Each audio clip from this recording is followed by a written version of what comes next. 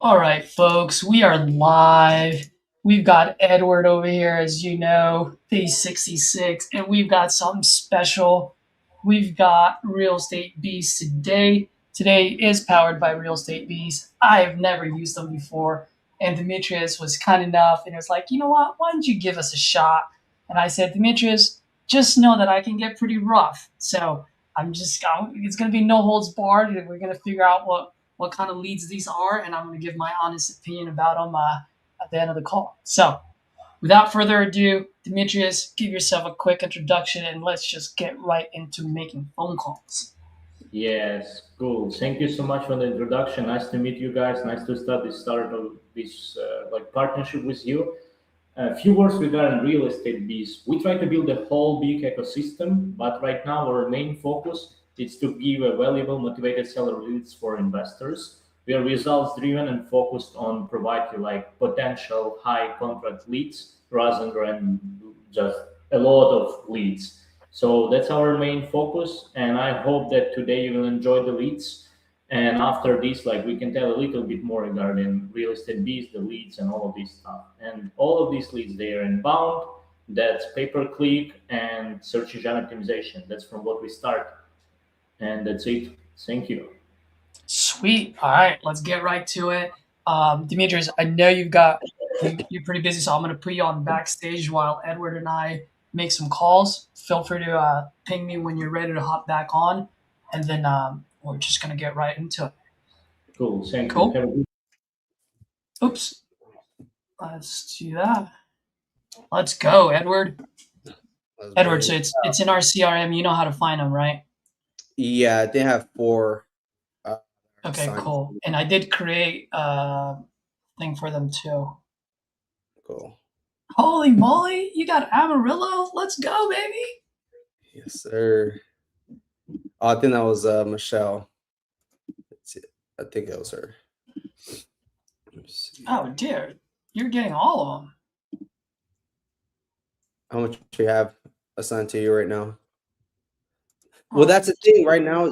So I think you're sending a text and then I'm sending a text All to right. this Let's lead. figure this out. Nope, Sure, you're just sending it. All right. Why don't you go ahead and call? Let's just go ahead and call whoever, then I'll just let me fix this real quick. okay. Looks like you got 3 folks on there, so. Yep.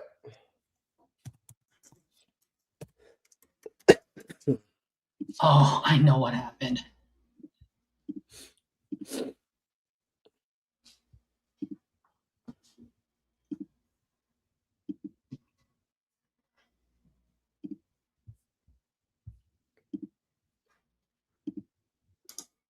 I know exactly what happened. Okay.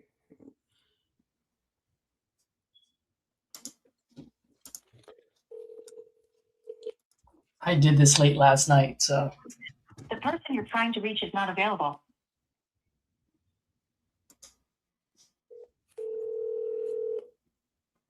Call has been forwarded to voicemail. The person you're trying to reach is not available. At the tone, please record your message. When you have finished recording, you may hang up. Hey, Amy, this is Edward. Looks like you had filled out our form on our site about selling your property there on Lena Way. If you are still interested, please give me a call back or you can shoot me a message here whenever you're available.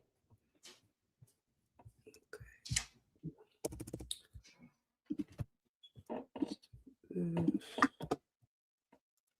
right, should be good now. Cool. I know exactly what happened.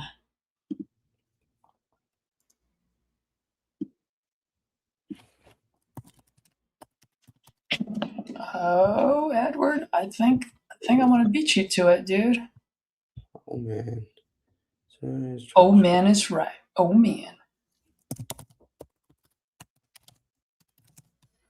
Just got one in. Guys, these are actually Oh, they're just coming right in, so they're pay-per-click PPLs, but they are pay-per-click, so they are inbound. And she just filled out a form. So let's go.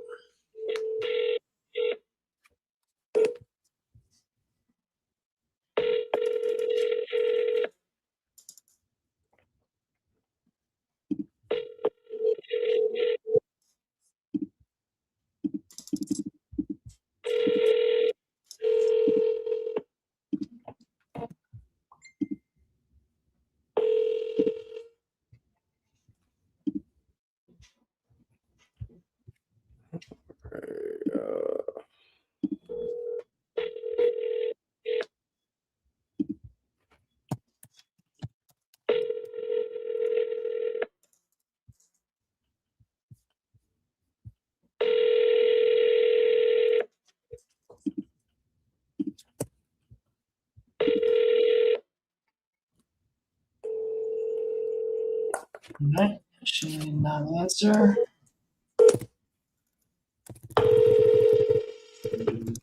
So for the new folks that are watching, maybe from the Real Estate Bees following, we always double tap and send a text message. And what I'm going to do is I'm going to call her from my cell and see. Just want to make sure.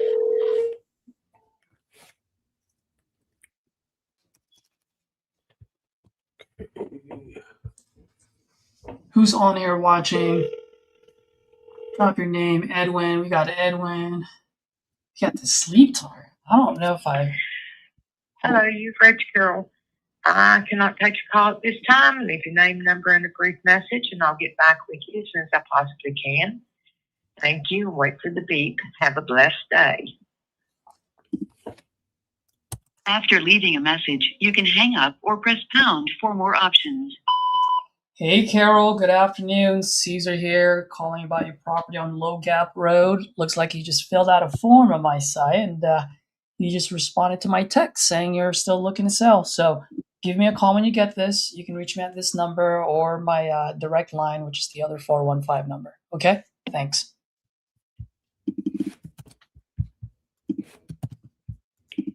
All right. Just send her a quick text message.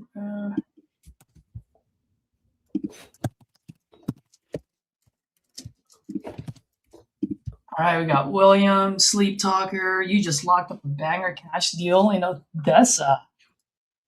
Let's go, baby. Heck yeah. Let's make it happen.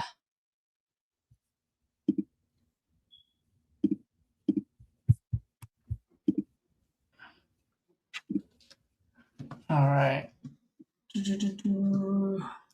And Caesar. And Let's call this gentleman here. See. Oh, by the way, I know Demetrius is not here. We actually had a couple of leads that came in last night, and I decided to call one of them. So, got a contract Hello, sent. this is Edward. Is my bureau there? Yes. Hey, yeah, looks like you had filled out a form on our site about selling your property there on Southwest 45th Avenue. Is that correct? Yeah. Okay, awesome. And just to confirm that the address that came through, we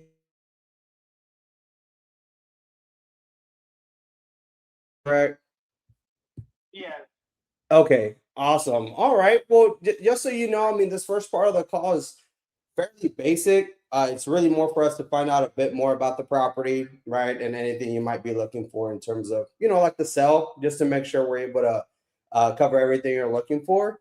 So walk me through like the house. Do you guys currently live there? Is it vacant? Tell me a little bit about it. Well, it's not nothing much I can say because the house is good house. It just only need replace the roof. That's all. But everything else is working fine. Mm-hmm. Oh, okay. And do y'all currently live there, or is it vacant, or? Well, my son lives there, and he's about to go to college. So that's why I wanted to sell it. Oh, okay. Well, congratulations for your son going to college. That's great. When does he move out of there? This weekend.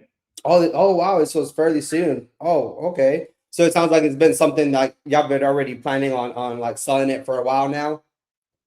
Yeah. Oh, okay. Gotcha. And just curious, just to see like how we could possibly help here, like aside from like, finding us online, what made you lean towards, maybe this approach with like an investor versus maybe listing it on the market with a realtor? Well, actually, I saw the ads on Facebook that saying that you can buy it without no realtor, no agents and all that. Because I don't want to go through all this stuff. That's why I contact you guys. Mm-hmm. Yeah, and that makes sense. A lot of folks that do reach out, that's pretty common why they reach out to us. They don't want to deal with the hassle and all that. And it sounds like that's pretty much what you were looking for. Yeah. Yeah. Okay. Well, yeah, that makes sense on how we could help. So, I mean, walk me through because I definitely want to make sure we could help here because it looks like you're obviously looking to sell. So once your son moves out and stuff, so it's not sitting vacant. I mean, what's the plan after you sell? Like, what's the plan there? The price? No, I was asking like, what's the plan like after you sell this property? What's kind of like y'all's plan there? Oh, While I'm looking the property up, I was just asking like, what's the plan after you sell the property? Like were y'all gonna move somewhere else, or were y'all gonna take a trip to Vegas, or what did that look like? no, that's actually I'm planning to move to a different state. I'm planning to move to Washington. Washington. Yeah. Oh man, you're leaving us. You're leaving us out here in Texas. Gotcha. Or did you already have some like already something lined up out there? Or what does that look like? Well, actually, the company that we were working in was start laying off people, and the whole team was laid off, and now it's only one team left, and we don't get much hours. So I'm looking to get a new job somewhere. Oh, okay. And you said Washington is kind of where y'all were looking at just for like a new job, new fresh start. Yeah. Oh, jeez. And how long has that been going on with like the hours and stuff like that with your current job?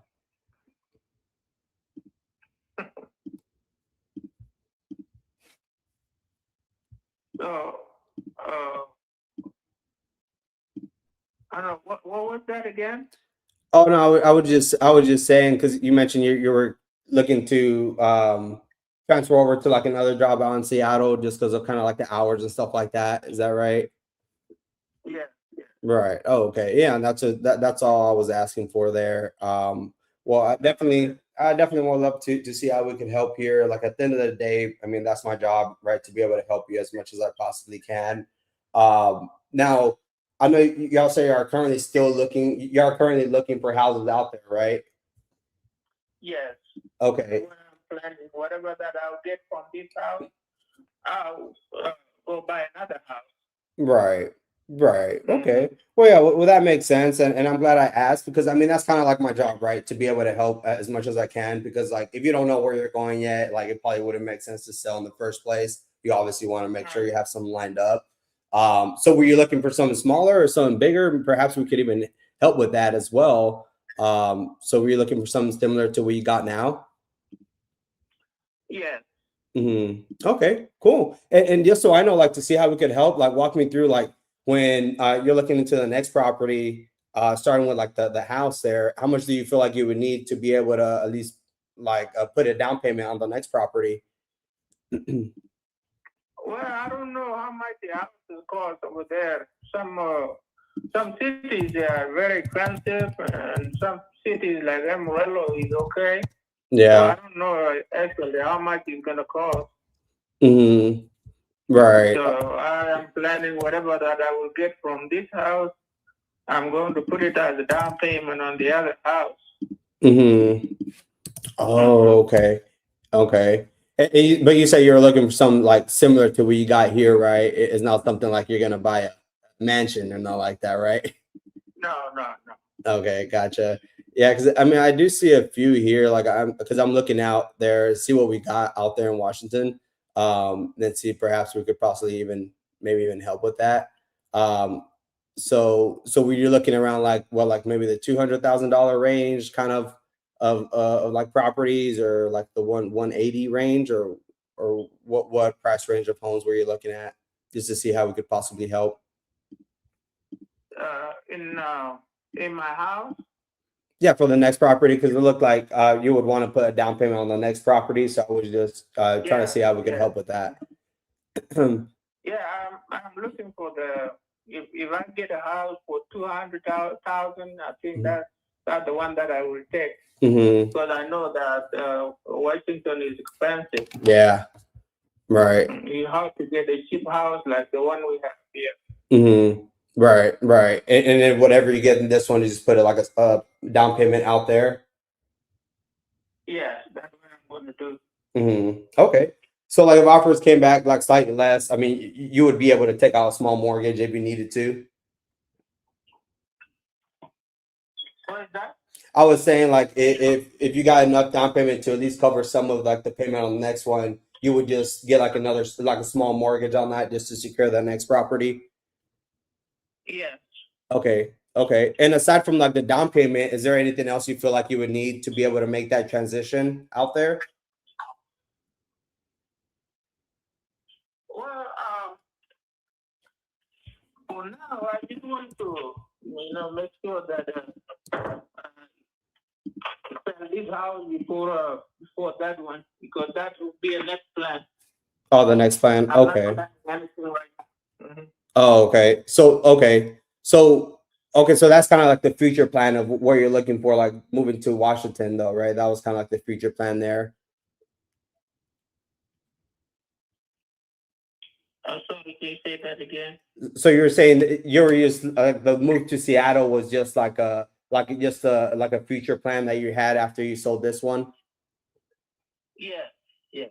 Okay, so y'all would already have another place to stay if you sold this one, right?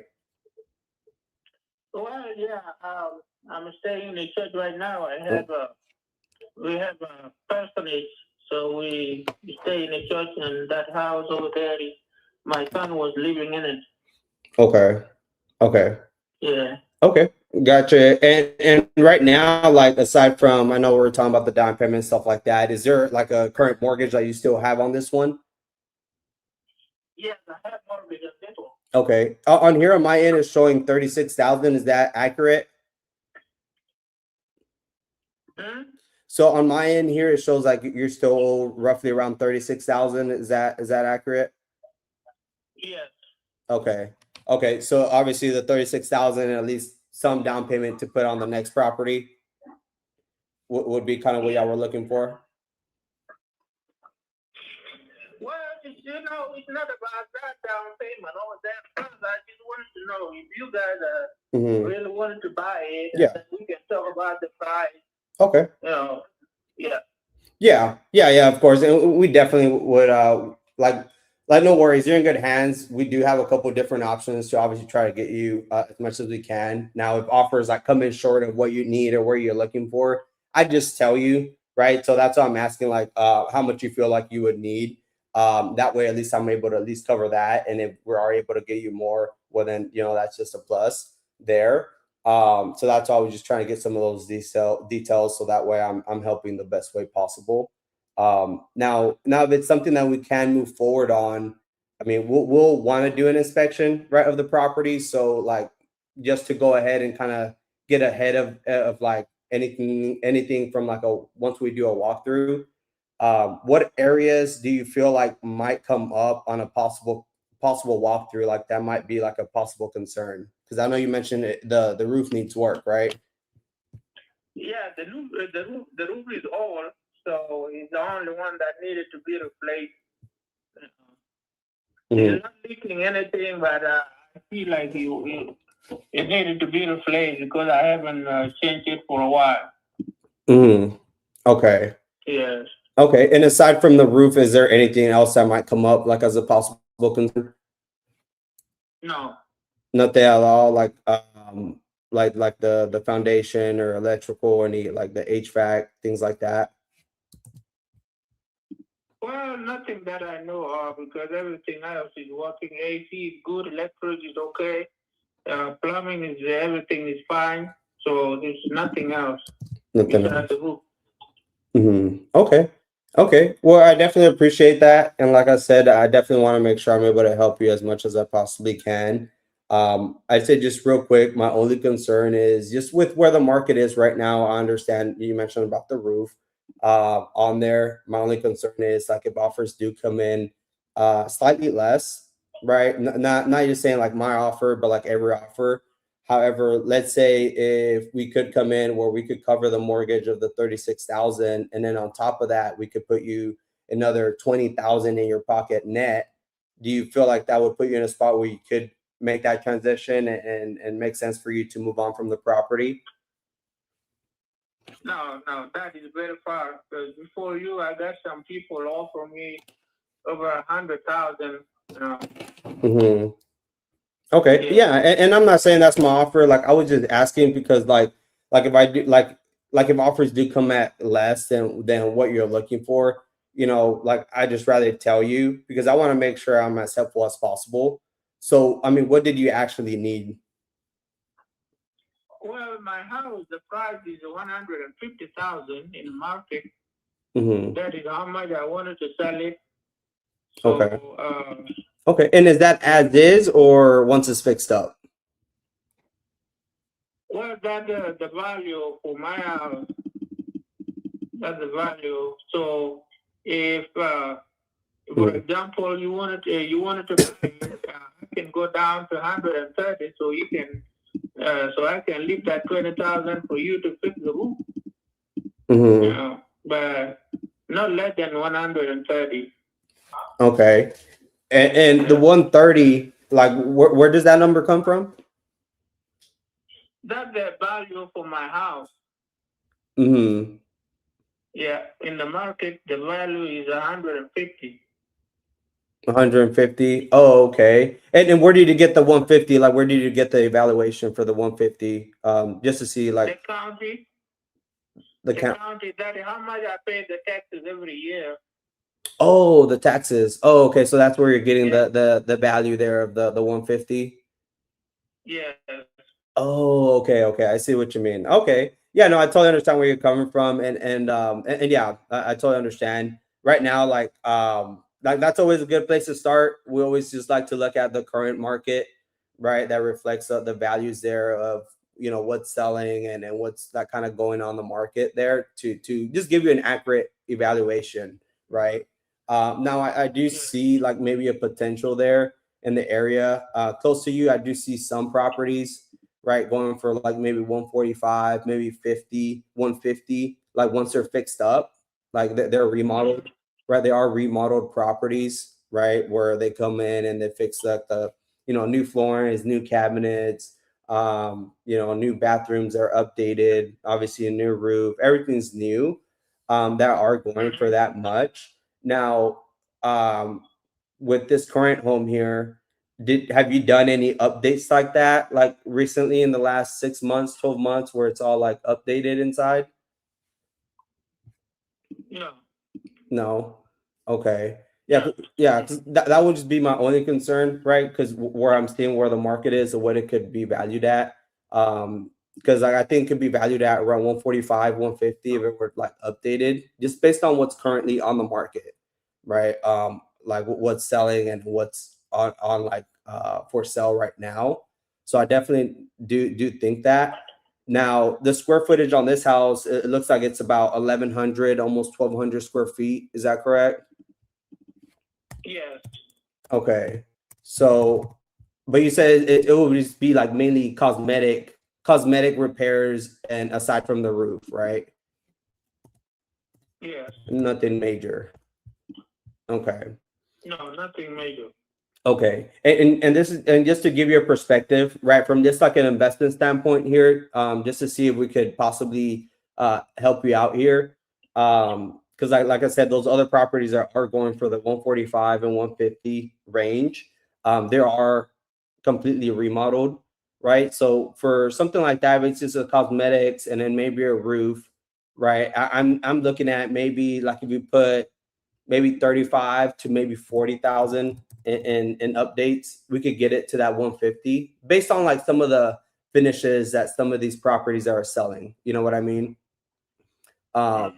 So like I said, I definitely want to get you as much as I possibly can here. I know you said at least 130 that you would take on it. So just to kind of just give you a perspective, let's say if we're to come in at 130, and then let's say we could put around maybe 35 in repairs, right? That puts us at 165. Now, obviously, when we put it on the market, we would have to pay those closing costs and commissions and holding costs that we would have, right, in our and like the back end there. So it does put us where our all-in number is closer to around 185, 186, when we could only potentially, maybe sell it for like about 145 or 150. You know what I mean? Yeah, I understand. Right. So like, if you don't mind leveling with me for a second here, because I like to keep things open and be very transparent with folks. So like for you, what is it that you're, I guess, like absolutely looking to accomplish by like selling the property?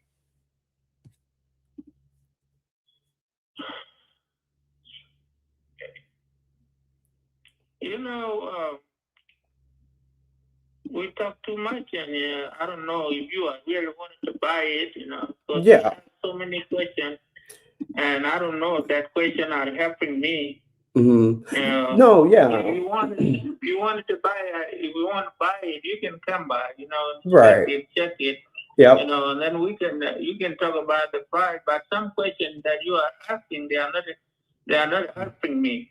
Yeah, and some of these questions that I'm asking, it's really more for me to be able to help you here, to get you as much as I can and cover at least what you're looking for from like the sell. Because like at the end of the day, like it's not about me, it's about you winning at the end of the day. So that's why I'm just trying to get an understanding of what you're looking for, because just based on like what the values of the house in the area are going for, like I said, if it could go around 150 once it's fixed up, I understand like the house may need some cosmetic works based on what we discussed, maybe a roof, right? Like, so let's say if I put 35 into it, you might be getting offers from like investors closer to around, let's see, and I'll tell you, you might be getting like cash offer and like investor offers probably around the 50 to 60,000. So that's why I was trying to figure out, like, do you feel like if you got an offer like that where at least you could cover the mortgage of the 36, maybe you could put another 30,000 in your pocket, like once it's all said and done, do you feel like that would put you in a position where you could, move on from the property where it makes sense for you? Well, I just told you earlier that somebody offered me Mhm. 105,000 before you, and I didn't take it because that is too low for my house. Because my house is a 3-bedroom and 1.5 bedroom and 1-car garage, and my land is so big, so I cannot sell it like that. If that the only money that I can get from it, I can just leave it here and rent it. Yeah, and that could definitely be a good option, right? Rent it. I cannot sell it for that much. Yeah, because that is too low. It's very, very low. I cannot go for that. Right. Yeah, no, I totally understand. And look, at the end of the day, I'm on your side, right? You could be better off maybe, like you said, maybe renting it and doing that like going that route. And just curious, like, I guess, just so I know, like, what was the main reason that you were looking to sell in the first place again? I told you that I wanted to move to a different state. Oh, okay. I can just leave it here, rent it, and I'll collect the rent, and that can help me with the payment from the for my next house. Yeah, instead of selling it for 50 or 60. No. Yeah, you wouldn't just put, so in that point you wouldn't just get like put a down payment, you would just kind of get like some of the payments, like the monthly payment towards the next house at that point. Just rent it. Okay. I mean, is that something that you would be open to? Like, is that something that you would want to do if you didn't have to? Which one? Like, I mean, would you rather rent it out if you didn't have to? Yeah, I would just rather rent it if that how much I can get from it, and I can keep it, because now my mortgage is only 36,000 left, I've been paying for that house since 2005. I pay more than $100 on that house. So I cannot just let it go for that much. Right. Yeah, no, and I totally understand. I am trying to see what I could possibly do here and see how I could potentially help. And I'm trying to like figure out many options here for you.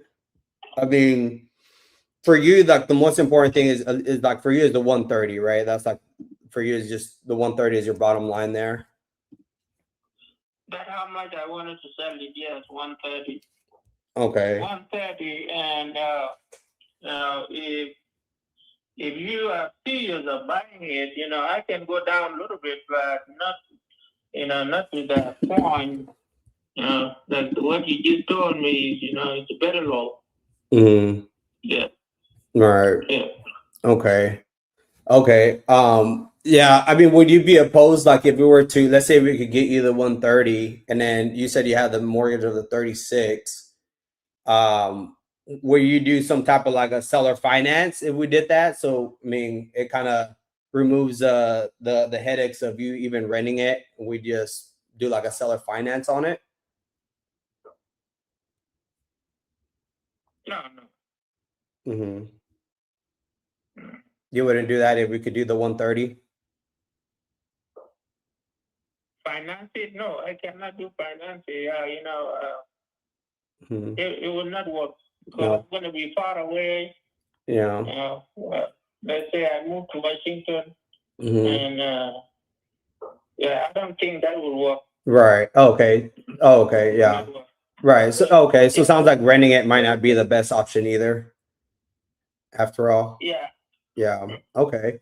Yeah, I'd say based on what you're telling me and kind of what you're looking for, I mean, you may want to maybe try out the market and see if it's something that you could get like a higher offer there. Just based on what I'm looking at, based on what you're telling me here. I mean, some of the offers you might be getting would be around that range. However, if things do change for whatever reason, right, you could always give me a call and then we could, revisit and see if it's something that we could work out here. Okay. Okay. But, No problem. all righty. You have a good day. All right, guys. Oh, wow. Okay. And my husband and I, we were married 36 years. Oh, well, I can't say I know how to lose a partner because that hasn't happened to me, but 2023 was very similar.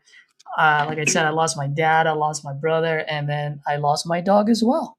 I had to put down my dog of 13 years. I saw her when she was only 3 days old, kept her with a mom till she was 3 months, and I've had her for 13 years. And it was a lot for me as well. Yeah. So, first and foremost, I just want to say I know how you feel. Condolences to you and your family. I know it's been a few years, but it seems like it doesn't get any better. I still miss both of them, all three of them actually. You know. All of them. There were 7 siblings. Oh my gosh.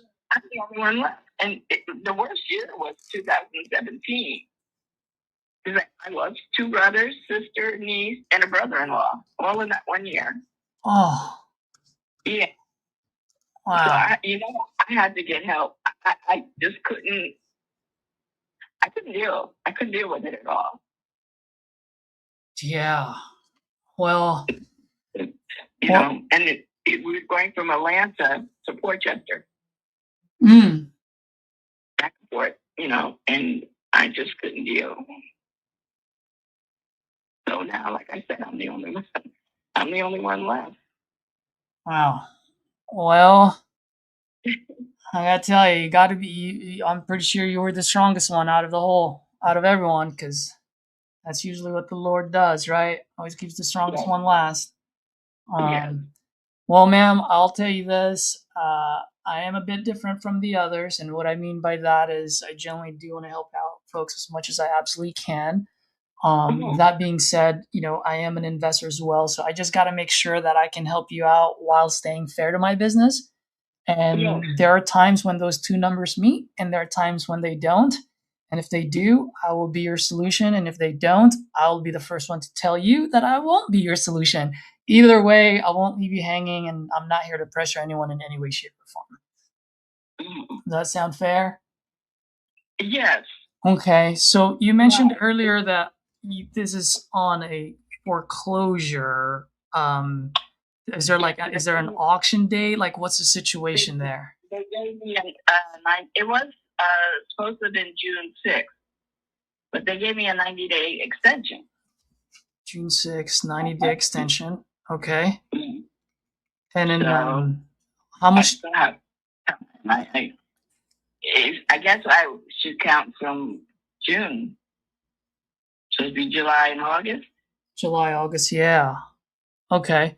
So, question for you. Yeah. How much? Well, first and foremost, how much do you owe? Like, what's the payoff amount? Because if I were to buy this, obviously that's going to need to get paid off first, right? So, 260. 260 is the payoff amount. Yeah. Okay. And if you don't mind me asking, how much are you behind? Well, actually, it's in reverse mortgage. Oh, it's in reverse mortgage? Yeah, and that's what they said I owe. So with and I know reverse mortgage can be a little tricky at times. Mhm. So in the next 90 days, you have to pay all the 260, or I guess I would have to call them to find out. I don't know how that works. okay. Probably shouldn't have, but I was assuming, Mm-hmm. When I sell the house, I Oh. pay them off. Uh-huh. Okay. So you have $260,000 on reverse mortgage, and Yeah. you have a 90-day extension, which we don't really know exactly what that means, if you have to pay the full 260 or something else, right? Yeah. Okay. All right. All right. So 260 is what needs to get paid off. And if you don't mind me asking, let's say we do make a deal here after paying off that 260. I mean, how much do you need in your pocket as a walkaway? Oh.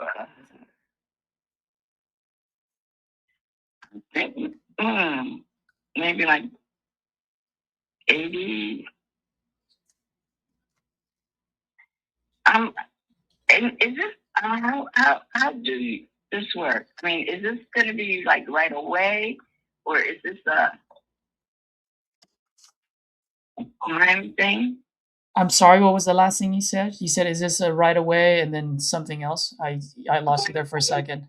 Days, like I don't know. I don't even know how it works, to be honest with you. Oh, okay. Yeah, absolutely. I'm more than happy to explain to you. So right now, really, all I'm doing is just having a friendly conversation with you just to see how I can even help. And like I said earlier, if I can be your solution, I'll be the first one to tell you. And if I can't, I'll be the first one to tell you before we get off the phone. I don't have a fake underwriting department like other people. And I've been doing this for quite some time. So I can pretty much comp and underwrite while I'm having a conversation with you. Now, if we were to do something, let's say, like I said earlier, if I'm able to help you out and the numbers make sense for me. And when I say make sense, Miss Mary, I don't mean hitting a home run. I'm looking at just really just keeping the lights on and paying my staff and just get to the first base, right? If I can do that and help you out, then for me, that's the type of stories I love to talk about during 4th of July.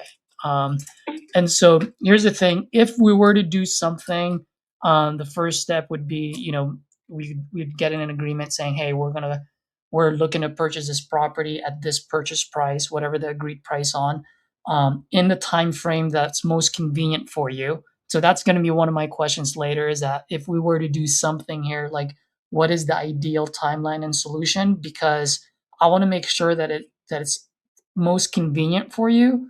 And the last thing I want to do is buy something and now you're out on the street, right? I always say I'm a human being first versus an investor. So that's the reason why I'm having this conversation, just to see like how can I absolutely be of solution and help you out. Okay, so all right, if I sold the house, I would be moving out. What is it? July 2nd. Wait, say that again. I will be moving out On by July 2nd. Oh, you're going to be moving out on July 2nd? Yeah, by July 2nd. That's next week. I know. Oh, what's going on? You got a place to go? What's the situation? Yeah, it happened like yesterday. Yeah, I have a place to go to. Okay, so you have a place to go to already. Mhm. Okay, and did you say you already sold the house, or you? No, I'm selling. Okay, all right. I just want to make sure because I thought that's what I heard. I just want to make sure that you're not under contract with anyone or anything like that at all. Okay, so what you're saying is that if we were to agree on something, that you have the ability to be moved out by the second. Is that right? Yeah. Yes. Okay, great. Yeah, that's totally fine. I mean, if that's something that you can do, that's great. Typically, we actually, if we do buy it, we want it delivered vacant. We will buy the property as is, so you don't have to worry about fixing anything. That being said, just to protect you as the seller and to protect me as a buyer, I will need to open title to make sure title is clean, right? And title usually takes anywhere from 14 to 30 days. So I can pretty much close as soon as title clears. Wow. I mean, I've never heard about Oh, that. No. never. When you guys bought, when did you guys buy this, and how did you guys buy this? My sister bought it in 1975. 1975. Yeah. Oh man, you've got quite a bit of memories there, huh? Yeah. Oh my gosh, that's a long time. Okay. My husband and I took over. My sister passed away and left a 15-year-old daughter here. Uh-huh. So that's how my husband and I got involved in this house. Hmm. So my mom says it'll be better to move up here to keep her in her environment that she's used to than to bring her to Portchester where we live and put her in a new school. So I've Okay. lived here for 20-something years myself. I see. Okay. All right. Well, yeah. So just to let you know, I mean, by the way, please, whether we do business or not, if you do talk to someone else, let's say you and I don't do business, please make sure whoever you do business with that they will open title, because title is a, they're a third party company. They're there to protect you as a seller, and they're there to protect me as a buyer, right? So if there's anyone looking to wire money directly to you or vice versa, please be very wary of that. Open title, it's called. Yeah, so it's Right. really just opening escrow, right? So title companies there, and they'll do the title search just to make sure, one, I needed to make sure that it is 260,000, right? Because that might be a different number at closing. So they'll run all of that report to see if there's any other liens, any back taxes, anything else, and so forth. That's how that works. Okay. Thank you for that. All right, and yeah, and whether you sell it on market or off market, that is typical. We definitely need to open title on that one. Okay, so let me ask you. So 260 is what you owe. So you said you already have a place picked out. If you don't mind me asking, where you gone? You going to a different state or? No. Not with my condition, no. I'm going to stay in Milford.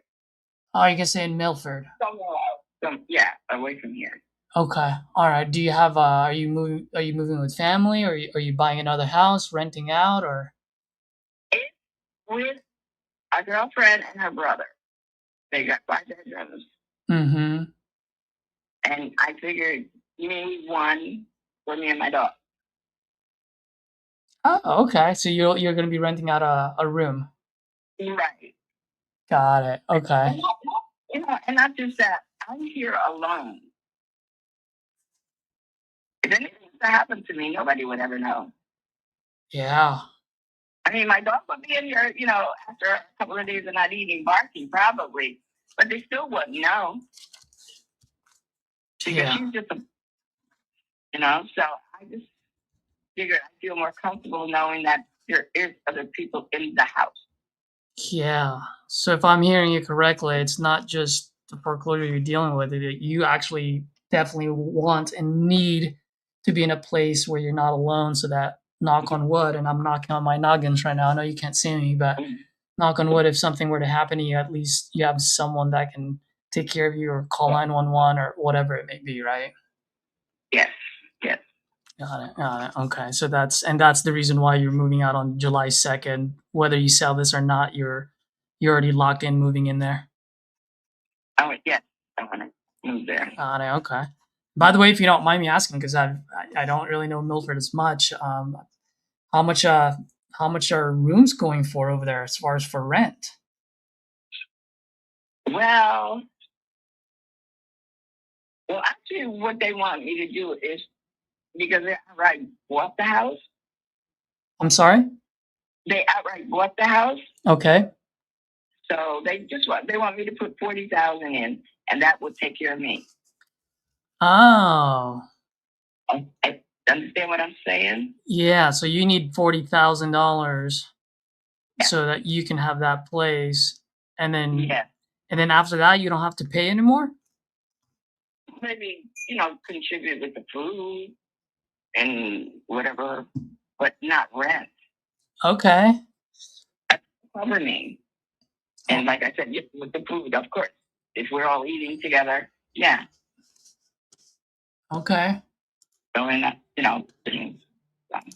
Gotcha. So if and once again, the only reason I'm asking is I just want to make sure that if I were to do something here, I want to make sure that I can help you out the most that I can. So from what I'm hearing right now is that if we were to do something here, you need to absolutely have $40,000 in your pocket. So in that way, when you move over there, you can let them know, hey, I've got 40K coming in. We're good to go. Am I hearing you correctly? Yeah. Right. Okay. Now, besides the 40 grand, is there anything else? Like, what else are you trying to accomplish by selling this? I told you, I just need to get away from it. Just get out of there as soon as possible, huh? Yeah. It's not. I mean, my husband had good memories, but right now it's just not feeling like that. If I come home, I'm sad, I'm crying. Why? Yeah. All right. Well, let's see if I can get you the heck out of there. Well, let me ask you, as I'm looking this up right now, can you tell me a little bit as far as the property goes? Like, what's the condition like? What's the situation? Talk to me. Okay. I know the kitchen needs to be redone and the bathroom. And then there's 3 bedrooms. Living room. And there's a closed-in front porch. And there's a little tiny back porch. Okay. So, the house thing is 891 square foot. Okay. And the roof, we had the roof done 1999. It's a 40-year roof. Okay. So then I have solar on the roof. Ooh, is the solar paid off, or what's the situation there? What did you say? Solar? Is the solar paid off already? Are you still paying monthly on that? What's the situation there? That's like a monthly thing where I think they were charging me $8. It depends on how much, because I just got it put on last year. Oh, you just got put on it last year? Last year it was put up, yeah. Oh man. And the leaf gutter.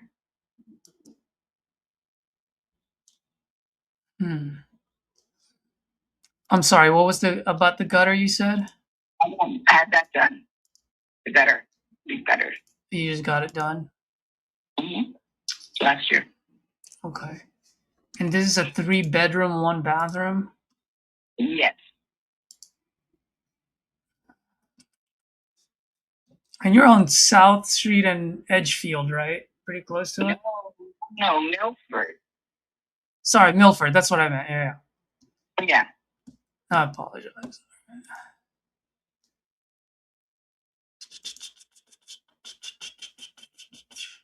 Okay. And just curious, let's say I do buy this off of you. Would you happen to know by any chance How much do you think I can resell it for after I get it caught up to date to like 2026 standards? I heard that it was written for like 520, but because I know what on the inside, that has to be fixed. Yeah. Yeah. That 520, where did you get that from?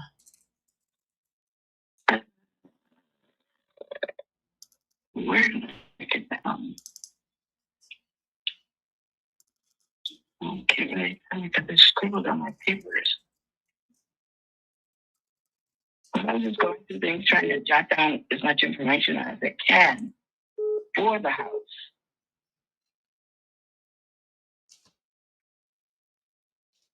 And I always said, I thought it was worth 480, 490. Mm-hmm. The house. But I'm sure, you buy it, you fix it up. I'm sure you're going to get more for it because of the area as well. It's on the water. Yeah, that's what I'm looking at right now. I'm just looking at like what's selling in your area and what's sold, because that's really what's most important for me. Because unfortunately, a lot of realtors nowadays, and there are some good ones, don't get me wrong, but a lot of the realtors, they tend to just slap on a high price on their yard and dance on TikTok. But there are some that are really good, and some of them, my good old pal Randy and Juliana and a few other folks, they know what they're doing. Okay, so let me ask you this. So you said you need about 40 to move to your friend's house. Yeah. Now, from that 40 that you need, do you have the 40 already, or are you needing that, or do you have any part of it, or? And nothing. Mary is broke. That's all my money. So you need that full 40, huh? Yeah. Is there any way you can maybe do a little bit and then maybe make a little bit of monthly payment to make up the other 40, or no? I would have to discuss it with them. Okay.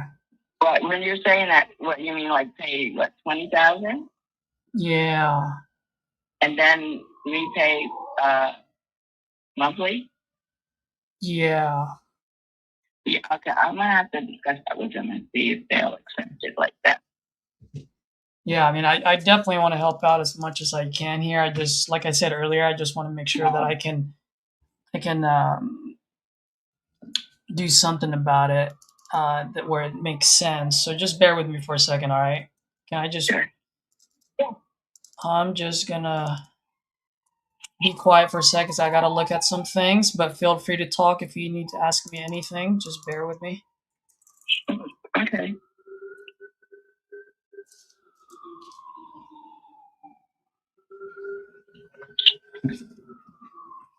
And you said it's 891 square feet. Are there anything wrong with like the foundation? How old's the HVAC? All the other good stuff, like the big ticket items. HVAC. I had that replaced in 2005. Then I had, them come in and kind of like replace a part of it, because I know the motor had finally died after 20 some odd years, but that is to be expected. But then, the metal piece that goes up to the roof, I had them come in and do that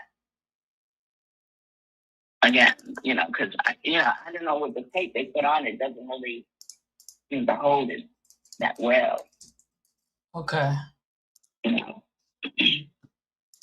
All right.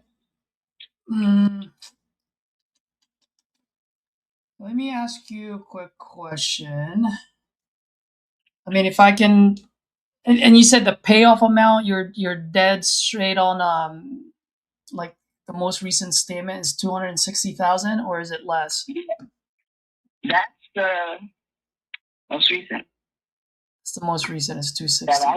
That I had got. Okay. All right. Mhm. So let me ask you this, ma'am. I mean, if I can make this thing work for you, where let's say I can close on this in the next 15 to 30 days, um, and um, and I can put, I can get rid of that debt and put, at the absolute most 40K in your pocket, so that way you can move in with your friends and, like you said, just so that you're not no longer alone, so you don't have to keep looking at memories everywhere you go, and make sure that you're taken care of. Knock on wood, should something happen to you. If that's something that we can do, is that something that would help you out, and you're ready to move forward with that? I'm sorry. I heard part of what you said. Oh, You said if. Go ahead. I'm sorry. what was the last thing you heard me say? Okay. You were saying about me moving forward. Oh yeah, I was just asking if I can make something happen here where that 260 is paid off, and then put, the absolute most like 40K in your pocket. And I'll do my best to do that. Is that something that would help you out, where you can be off to your next chapter, where you're with your friends, where you're going to be taken care of, so you're not alone, and you don't have to be in this, in this place where you have memories of everyone in each room. Yeah. So is that something that would help you out and get you in a better spot? Yes, it would get me in a better spot. Okay. So if you don't, so here's, let me explain to you how my process works. Just so in that way, we're all aware. And I always tell folks, yeah, I want to be transparent, and just so in that way we can manage each other's expectations. Okay. So right now, just based on what I'm looking in the market, for me, I would really, really want this to be like in the 280 mark, right? So that pays off the 260 and put 20 grand in your pocket. That being said, I know that you need that 40. So what I'm willing to do for now is send over an agreement, for the 300. Okay, so that pays off the 260 and 40 in your pocket. And once we're in agreement, meaning you sign and I sign, few things are going to happen. One, I'm going to open title, like I said earlier, to make sure title is clean. And then the second and third thing are going to happen simultaneously. In the next 14 days, I'm going to send contractors out there just to dial in on the rehab cost. And I'm also going to send my local partners. So just to let you know, whenever I buy properties outside of my market, I always partner with a local investor. And the only reason why I do that, Miss Mary, is because I want to make sure I always have a set of eyes on my projects at all times. Yeah. Right, especially it's something where we need to fix and get it caught up to date. It's already hard. It's already difficult enough to make sure John and Jose down the freeway are doing their job to hit the deadline led across state lines. Yeah. Yeah. Yeah. So assuming the way you describe the property, if I can, and the reason why I need to get contractors out there and my local partners is assuming I can get that rehab cost to the minimum, that will allow me to pay you the most that I can, and hit that 40K in your pocket. Now in those 14 days, they're gonna come back to me. They're gonna be my eyes and ears. They're gonna tell me where the numbers are. If they do come back and they say, hey man, like we need to do this, that, and that, and that, then obviously I may have to come back to the table to either discuss timeline or price. Either way, I'm here to help, and I'll give you honest feedback from my partners and my contractors. And then if everything makes sense, we move forward. If not, you always have the last say on what you want to do with it. Does that sound fair? Yeah. Okay. Do you have any questions or concern as far as like what the next steps are and how my process works? I wanted to get in touch with my friends to discuss this money issue, and then you're saying that I'm. Well, let me slow down. Okay, what I'm trying to say is that I know we've been talking about the 40,000, but I won't be able to get that when I move out, or will I? No, ma'am. So all the money gets exchanged on at closing date. Yeah, because here's the thing: that one, 40,000 is a whole lot of money, and two, if I wire you the 40K now, and then all of a sudden it comes back, and now you owe 300. Now the purchase price just jumped up 40K, right? Like I gotta protect myself as much as I need to protect you. Mhm. Mhm. Okay. Well, you know what? This is your number on my phone. Yes, it is. What's your name again? My name is Caesar. See? Caesar, like the salad or the pizza or the emperor, whatever you like best. Okay. Okay. Let me just make this quick call, and I will get back to you. Yeah, absolutely. And by the way, before you go, if you don't mind, I just have a couple of quick questions for you. And by the way, I've had just been a joy of speaking with you. If you don't mind, I do need to just ask you a few more questions just so I can get a general idea here. As you call your friends, if you don't mind, like what's going on there? Like, what's the situation? Is it that you need to come up with 40K before you move in? Like, what's going on? If you don't mind me asking. That's what I want to ask. That's what I asked. I'm gonna ask what you asked me earlier about the 20. If I can come up with 20, and then just pay, the rent until I pay off the other 20. Mm-hmm. And then that should be a done deal right there. Okay. And Well, well, I guess my question to you then is, obviously, if they say that, that's hooray for both of us. Let's go, right? If they don't say, and they say, hey, we need as close as possible to that 40. I mean, the agreement that I'm going to be sending you is for 300, so that actually does give you the 40. So worst case scenario, if they say they can't, you at least still have potentially 40K coming from me as well. Okay, yeah. Right. Yeah. So and that's the reason why I'm saying like I'm a little bit different, because most people would just kind of, I don't want to say stick to you, but they're just like, hey, 280, that's all I can do, and that's it. Where for me, I'd rather just do my best and get you that 300, that $40,000 in your pocket, and then if I have to come back and based on the findings that we get from our contractors and my local partners, and that's something that we can discuss later, but for now I'd love to just at least get things rolling, so that way I can do my due diligence, and then at the end of the day you may not even need to have that conversation with your friends, because my contractors and my partners may come back to me and say, hey, yeah, that works, we're ready to rock and roll, we're good to go. Yeah.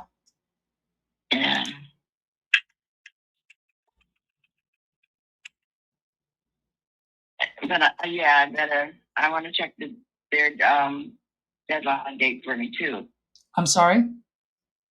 Their deadline date. Like if I don't move in by such and such, certain time. Mm-hmm. What time limit are they giving me? I need to know that as well. Oh, so is there a reason why they're giving you a deadline, or? Well, I don't know if they have someone else interested in moving in the house with them. I don't know. Okay. So if I may, and once again, this is just me trying to understand the situation on how I can help. If anything, wouldn't having an agreement help you out as far as letting your friends know, like, hey, look, I've got someone buying the house, I've got this thing coming in, you know what I mean? And also too, just to let you know, and by the way, I'm not saying all of these to push you in any way, shape, or form, okay? I'm just letting you know like how I can be of service to you and how I can benefit you, is that like I said, I can be flexible on the closing date, right? Like I'm gonna put on my agreement right now 30 days or sooner. I mean, if title comes back quicker, let's say in the next 10 days, and all of my contractors and my partners dial in on their numbers and they come back to me and they say, hey, here's where we need it at, we're good to go at that number, all of a sudden you have money in your pocket in the next 10 days, and then you can move in. You know what I mean? Like, I guess the point that I'm trying to make is whatever you decide, I'm willing to be flexible with you. Yeah, well, I still want to make that call with them and just get all that cleared up so I know how this is going to go. Okay, cool. Yeah, that's no problem at all. Now, I'm gonna get back to you. yeah, absolutely. And if you don't mind, just so that I can make a note here, just so that I can, because my mom dropped me many times when I was a kid in my head, so sometimes I do forget. I love her to death. I always make that joke. If you don't mind, if I can just play like a little bit of devil's advocate, like when you do call them and they tell you, like, what are the potential outcomes, and how would that change the agreement between you and I? I don't know. I'm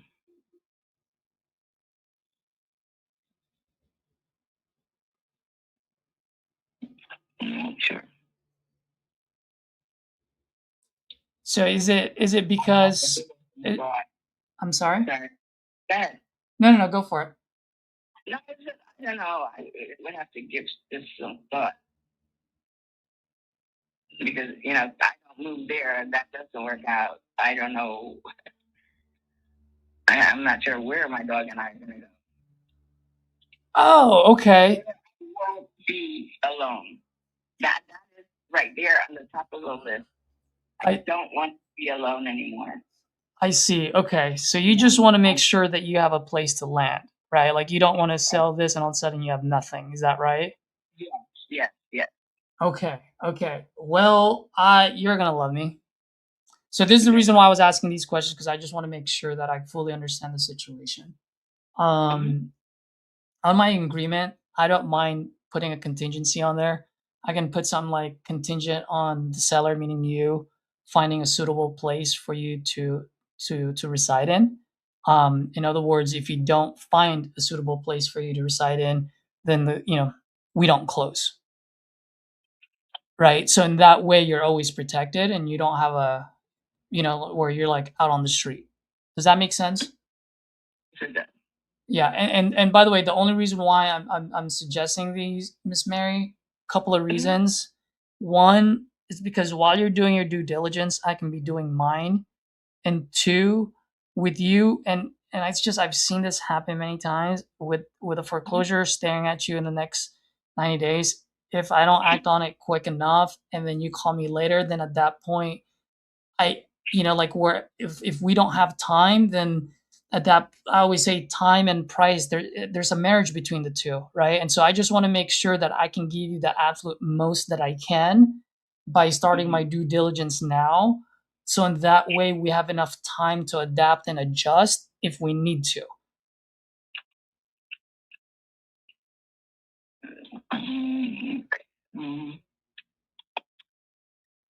Oh.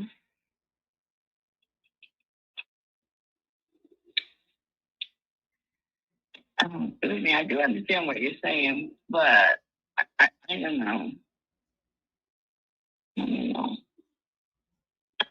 Okay, and by the way, I mean, I'm more than happy to just, I'll send this over to you, so at least you have something to think about and you have something to read, so at least I'm for real and I am serious about potentially buying this, right?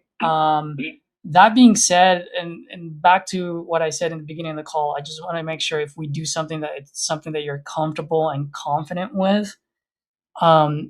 If Since I'm putting a contingency on it, protecting you, saying that, hey, this contract will be null and void and we won't close unless you have a suitable place that you're of your choosing to reside in. If that protects you on that end, I just want to make sure, is there anything in my process or maybe something that I said that's making you uncomfortable? Because I feel a little bit of uncomfortableness in front. I don't even know if that's a word. No, not you. It's not you. It's me. It's me. It's not you. I'm just like, I don't know. Okay. In that, now, if I can change my mind. You could, I mean, this is your house. You can always change your mind, man. Like, I mean, I'm not one of those guys that's going to twist your arm on it, right? Okay. Now, I will be honest with you too. Now, if you change your mind in the middle because some other guy is offering you a higher price, well, that's a different story, right? Because you have an agreement with me. Now, if you're changing your mind because it's something for your health or for your own personal whatever it is, look, I'm not here to twist anyone's arm. Like I said, I only want to buy houses that someone's willing and able to sell. And if I can help you so that you don't have to face foreclosure, you don't have foreclosure under your name, and now you're with your friends or whoever you move in with so that you're not alone anymore. I mean, if I'm going to do all the work, I mean, I do expect for us to follow through. Like I said, I'm not here to twist anyone's arm, but if you're going to cancel on me midway through because Joe Schmo or my good old friend Edward Luna decides to give you a high price offer, I mean, obviously I'm going to be like, whoa, let's pump the brakes here for a second, right? I got to be fair to myself as well. Yes, yes. And that's why I was asking you, let me make the phone call and then get back to you. Because I don't want you to waste your time, doing all this paperwork and stuff for me. And then I come back and say, you know what? Maybe I changed my mind. Mm-hmm.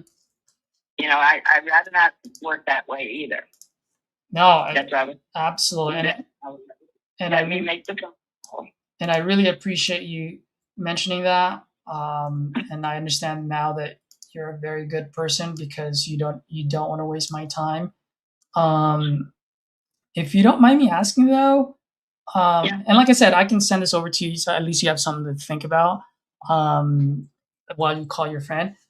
If you don't mind me asking, let's assume for a second that everything's go with your friend, right? Where they're going to be flexible with you. Everything's go with me. You mentioned like what else? Is there anything else maybe that we didn't discuss that may make you change your mind? And not sell? Yeah. I don't know. I don't know. Like I said, it's just me. I don't know right now. I know with all the stuff going on around me, yes. And the best thing they were telling me to do, not telling me, nobody can actually tell me, but is to probably benefit more if I sold the house rather than have it auctioned. Mm-hmm. So, yeah, that's just the back and forth thing in my head right now. Yeah. I don't.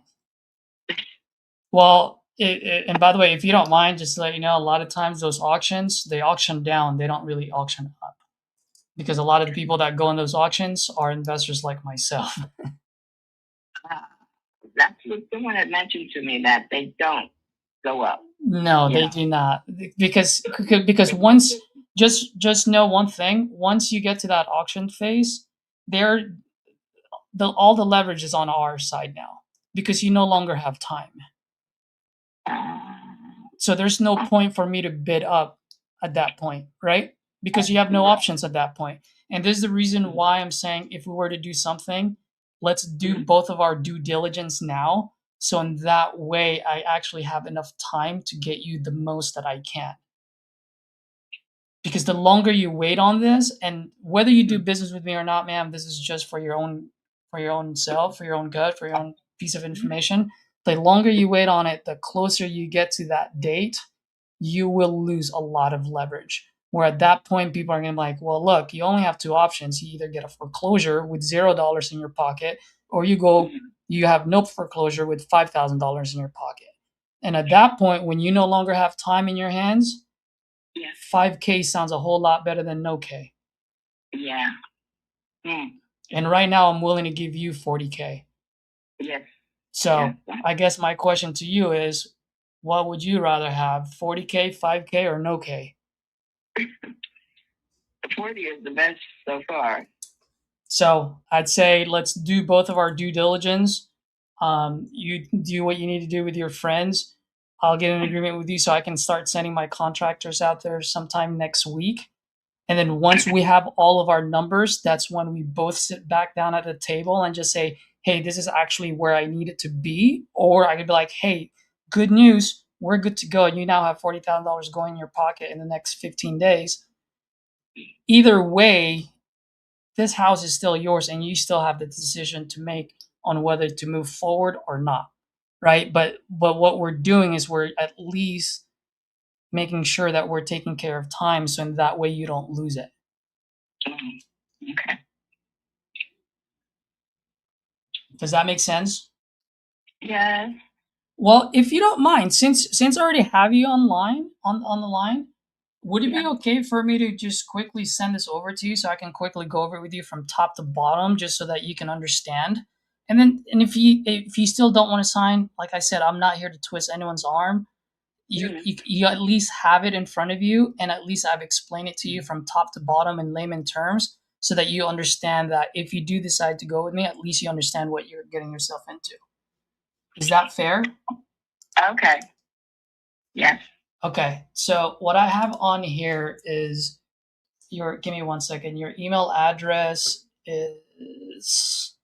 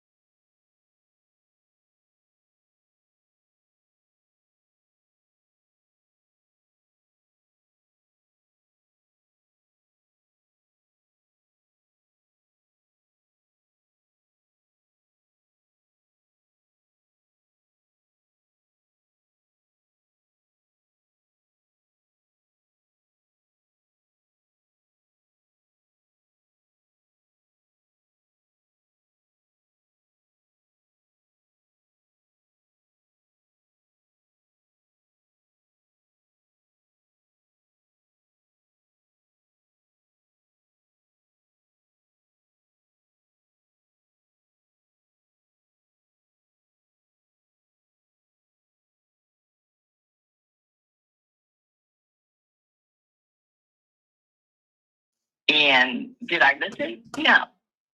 That's what I'm still here because I didn't listen to what he told me. I see. You know, I didn't. You know, lately. Share checks I want to take down. So it'll take about a month for that, 3 weeks. Right.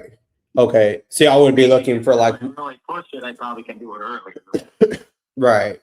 So ideal would be more like a 60 to like 90 day, ideally. Yeah, that would work because that way the other place knows that someone's buying this place and they'll have their money. Mm-hmm. You know, we can put an offer in it on it and whatever, a substantial amount, maybe from the loan, so they don't bump us up. Right. Okay. It's a pain in the ass buying a house. Oh, tell me about it. We do it every day. And we still pay. It'd be nice if we can get that place closed on it before this one, because we can move our stuff out then, and well, it wouldn't matter if you guys bought it. It wouldn't really matter. Yeah. I mean, we could be flexible with y'all to make it more convenient for you.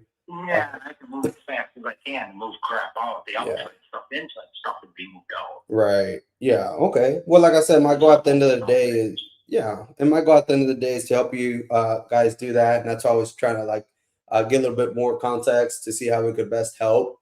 So I guess like walk me through, like starting with, because y'all would want to hold the other house. I mean, how much do y'all feel like y'all would need to be able to hold the house? And then how much do y'all feel like y'all would need for the down payment for the next property?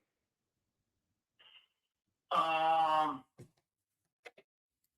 would say, well, if they know this one's going to be sold, I could probably give them a minimal down payment then. Mm-hmm. so they know we're very interested and we're going to buy it, and then they'll get the rest of their money when this place is Right. sold. We do owe $74,000 on mortgage. Mm-hmm. Okay. So Okay. you know that. Yeah, well, that'd be easy to cover that. Okay. And what would that look like for like the down payment? Like, what y'all looking to put down? Like, I know most of the folks that we work with, sometimes they put in like the 3.5%, maybe 10% down. Is that kind of what y'all were looking for? If y'all Yeah, could, we were actually going to give them like 100,000 down, 100,000. but if they know this place is going to get sold, we don't have to give them nowhere near that much. That's if we got it, through a loan company. Oh, if y'all got it through a loan company. Mm-hmm. Yeah, that's why we're going to give them so much to make sure we got the place. Maybe they hold it for us. We don't even know if they do that, even if we got them all. Okay. Some people are weird. Yeah. You're right. Yeah. And is this like a property that's listed? I'm assuming like it's already listed and for sale. Yeah. Oh, okay. This one isn't. Right. The other one is okay. Oh, okay. So I understand. Okay, I see. Okay. I mean, well, that makes sense. Right. Okay. So it sounds like obviously the mortgage is 74,000. Obviously, like to play it safe, 100,000 for the next property. I mean, other than that, I mean, is there anything else you feel like you would need so that way you can make that transition on the next property? Well, like I said, we won't even need 100,000 if they're knowing that this house is selling and they're going to get their money. We could probably put like 10,000 down. Oh, okay. There's a realtor with it. I can ask him. Right. Oh, okay. So y'all were. We haven't even made an offer yet.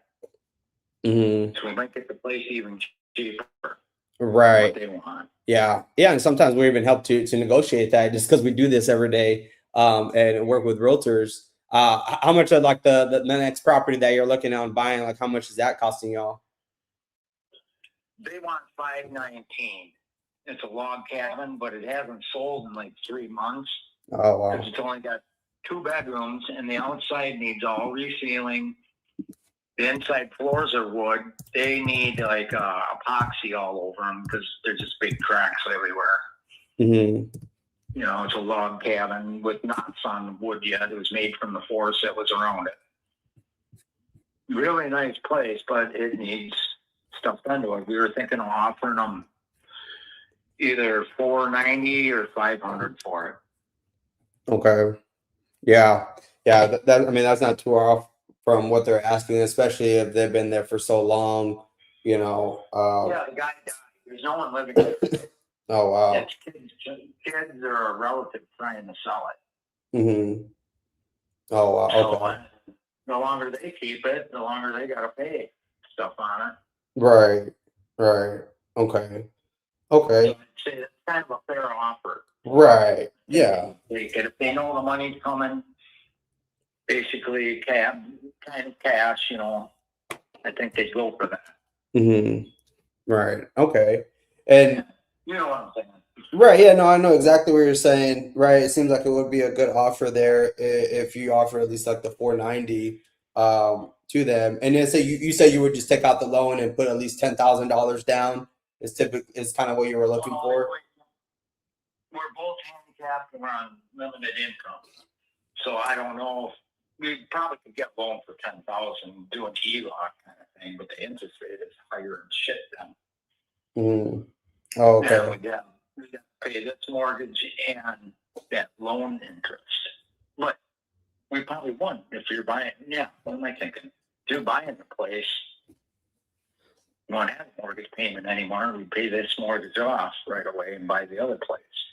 Oh, okay. So were y'all gonna would y'all plan to purchase it cash now, or were y'all wanting to like put down and then take like a mortgage on the next one?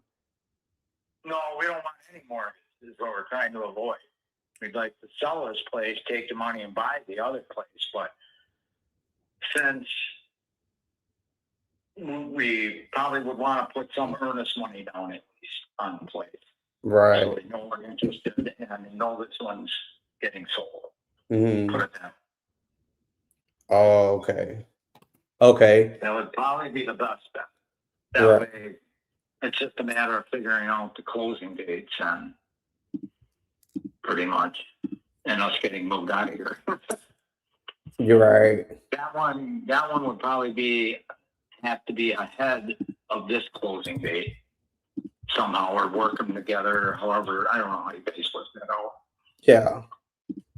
Yeah, we could work that there, and I definitely want to see how it could help here because I'm trying to see what I could take a look here on the market. And you said y'all were working with an agent already. Like, what were y'all planning to list it at, or what was she suggesting when y'all did like the CMA? Well, if we list it, it's going to be more than I have you buy it for. Mm-hmm. Probably going to list it for like $585, Mm-hmm. $590. But we were going to say like the maybe investor or whoever probably around $545. Mm-hmm. Then we still might have to take out a mortgage, a small one, HELOC, to pay for the rest.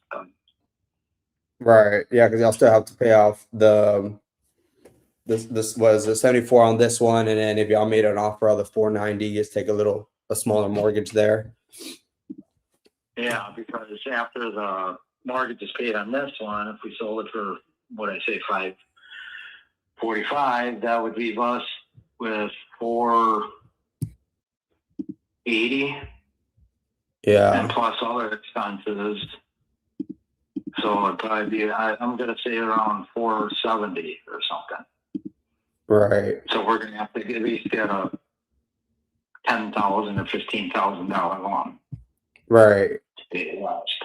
Yeah. Okay. And you said this one was 13 acres, right? If I remember correctly. Yeah. Yeah. We're downsizing. The other place is really small. This one's 2,000 square feet plus an added on porch, which was just a mud room, so it's unfinished. Mm-hmm. It has a 25 by 32 garage, but it's only metal like pole or what do you call them? Quonset hut metal, made out of metal. You put pieces and bolts. Mm-hmm. But the rest of the roof has to go on. It's like more than half done. Right. Like quarter of it that has to be done to roof. The roof. Because I became handicapped, I can't crawl up into it. Okay. Let me. With the cement floor in it. Right. Okay. Let's see here. Trying to add central air, forced air, propane. Because this is a country place, but it's close to only 4 miles away from the city, and you have hiking snowmobile and ATV trail about 250 yards away, and it's surrounded by DNR land, and we're on a dead end. All right. Okay. Let's see. I think that's why the price is so high too. We're fairly close to the city, and Yeah, and my only concern is like just with where the market is, not a whole lot moving. It's a little bit slow, so that's just my only concern there. Most of these properties are sitting a little bit. Every place we looked at so far that we wanted sold in 3 days. Mm-hmm. Right, because where y'all looking to buy again? Where was this at? It's in Springfield. It's about an hour and 20 minutes west of here. Yeah. And that's where the area we've been looking at, Adams County, Wisconsin, Washoe County, in that area. And every damn one of the places sold within 3 days before we could even do anything. Yeah. Yeah. And what I'm looking at is like this current home in that area, just because it's a little bit remote. And that's what I'm looking at on this one here. Not in the Springfield. I'm looking at here in El Dorado, and that's where I'm looking at. Where I'm trying to see if I can make some work because I definitely want to get you as much as I possibly can. That's just my only concern. Well, it's with not really that. It's not desolate here. We have neighbors across the road, and it's right off of Highway 23. Right. Well, yeah. I mean, more like what's on the market is just a little bit slower, not like a lot of like activity, and that's just my only concern there. Where like perhaps let's say if offers came back less, Not saying like my offer or like our offer, but maybe every offer that comes back. However, let's say if it could pay off the mortgage, obviously of the 74,000, and then let's say they could get you closer to about, let's say around 300,000 in your pocket. Do you feel like that would still put you in a position where you could potentially make that transition on the next one and maybe take out a smaller mortgage if you had to? No, we don't want that much of a mortgage. Mm-hmm. That's especially at the interest rates right now. We're only at 2.5 interest right now on this place. On this one. Yeah, and that's $800 a month. All right. Yeah, there's no way. Yeah, that would be my only concern on this one here. Not a whole lot. Firm on the low ball on ourselves. That's 50-some thousand less. Yeah. Fair market value. Yeah. Yeah, but and I'm not saying that's my offer. I was just asking because like that was just my only concern. Like if offers that came back less, I just want to make sure like, I'm giving y'all something that's actually will put you in a better spot or based on what you're looking for would actually help you accomplish that. And that's just my biggest concern right now. That I'd say on this one, I may not be like the best fit just because of like just where the market is. And so I'd say probably the best fit right now based on what you're looking for, since you're already working with an agent, what would probably be that route there. Unless that doesn't. Most of the ones on the market around here are either subdivision or don't have the acreage. Yeah. And the acreage around here sells right away. Yeah, because like there's one that I see on close by that has 14 acres. Because yours is 13. This one has 14, and this one's sold for, so exactly what it sold for, 489.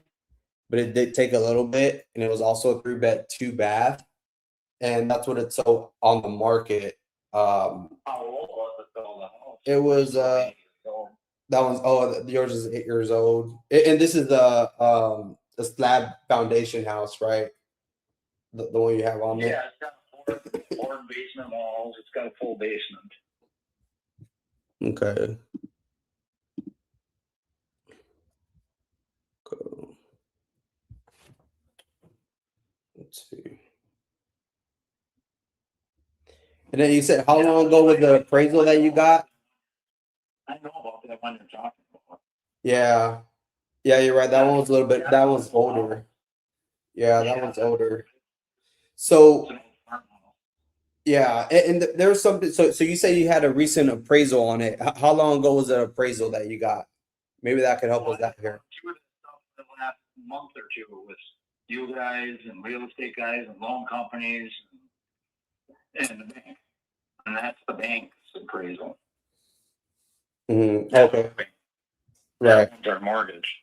Oh, okay. So they had an appraiser come out and appraise it and all that, take pictures. Yeah, you should be able to look it up. The other guy did, a lender did, and another house buyer did. They found it and looked it up. Mm-hmm. Okay. Let's see. Yeah, this was going to be. He looked it up too, and he goes, "Yeah, that's 607." Yeah. I'm trying to see what I could do here because, like, I am an investor. So when we look at some of these properties, we're looking at it from like an investment standpoint. That being said, I definitely want to cover everything you're looking for, which is, paying off the mortgage and be able to secure the next property out there in, you said Springfield, right? Next door to us, you could build there no matter what the town says, because there's a town that you probably might build across the street, but yet they told another investor you couldn't build next door, which you can. The town, we had a problem with the town. They don't like us here. Okay. Yeah. They want it to be like an HOA, the town, and it's not going to be. They're real weird. Yeah. Well, but you can build, and they're building a school right on wetlands now. Now they do that. Right. Well, here's what I'm thinking, because you said like ideally you would want to get this moved within 60 to 90 days, right? Yeah, or earlier. Or earlier, right, or sooner. So maybe this is a possible option here where maybe we can make some work. because like I said, that's just my only concern of where the market is, and I understand you want to move this quickly, so obviously you want to price it aggressively. And like I said, I definitely want to help you here and be able to at least keep the lights on from like an investment standpoint.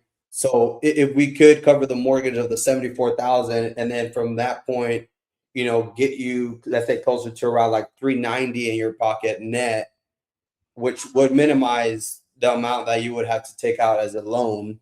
I mean, would that put you in a spot where you could make that transition and secure that next property if we're able to get it done in 60 to 90 days or sooner? Oh boy, I don't think the wife would go for that. Got to be closer to. Yeah. Okay. Maybe 440 she'd go for. Okay. After the mortgage is paid. 440. Let's see. Let's see, after the mortgage is paid, what do we figure out? Okay, it's 545, you pay the mortgage, then it would be 580, and you paid 540, 440. Yeah, we could probably do a small loan on that then. Yeah. Yeah, because right now looking at it, like the best I could do, or like if I were to give you like a straight offer, like I would probably have to be closer to like where I could get you out 455,500 at the very most there. So, and that's why I was trying to see if I could put something together here for you guys. So, I mean, if I could line that up where I'll give you out 455,000, I mean, do you feel like that would help? Is that after the mortgage is paid or before? That would be before. Yeah, so that would be before the mortgage would come off of that. Yeah, that one cut it. That'd be 2 months ago mortgage for us, especially at the interest rates. We couldn't afford it. Like I said, we're on a limited income. We won't be able to afford the interest. Right. Okay. Well, yeah, I mean, based on what y'all look, we'd be paying more than 800 just on a $100,000 loan. I see. Okay. Well, yeah, I'd say at this point, at this point, it would be better off for you just list it on the market. We may not be the best option here. I was trying to see if we could make some work, but based on what you're looking for and what you need. Yeah. Yeah, for 200,000, I told them get fucked. Did what? They offered like 250,000 for this place. Get fucked. I hung up on them. I said, "Wow, what a bunch of idiots!" And these were some investors, even. Yeah. You're nuts. Yeah. Yeah. No, I understand, and I wouldn't be surprised. I mean, sellers that we spoke to in the past, I mean, they tell us the same thing. They get a bunch of low balls. But yeah, I wish I could have made some work here. If things change for whatever reason, save my number, perhaps we could revisit and make some work. But I would say just try out the market first, and hopefully everything pencils out there for you. If you could, leave a message in your name and number. Okay. On my phone, and that way, if something does come up, I'll probably give you a call, but at least your offer was in the ballpark. Yeah. Yeah, well, I told you, I'm trying to see what I could do here to help, but I couldn't quite get there. But like I said, I'll shoot you my information here in just a minute, and yeah, hopefully everything turns out well there for you in the market. All right. Well, thanks for calling anyway. Yes, sir. You have a good day. You too. Bye. All right, couldn't do that. Nothing on that one. I tried. What's up, buddy? How you doing? Doing good, man. I saw the comments. Looked like we were both muted. I wasn't sure if y'all could hear me or not. I think it was just maybe just a quick minute or two. Mary, I don't know if I would say they suck, because yeah, I mean, I sent out a contract right now. which has like a $450,000 ARV.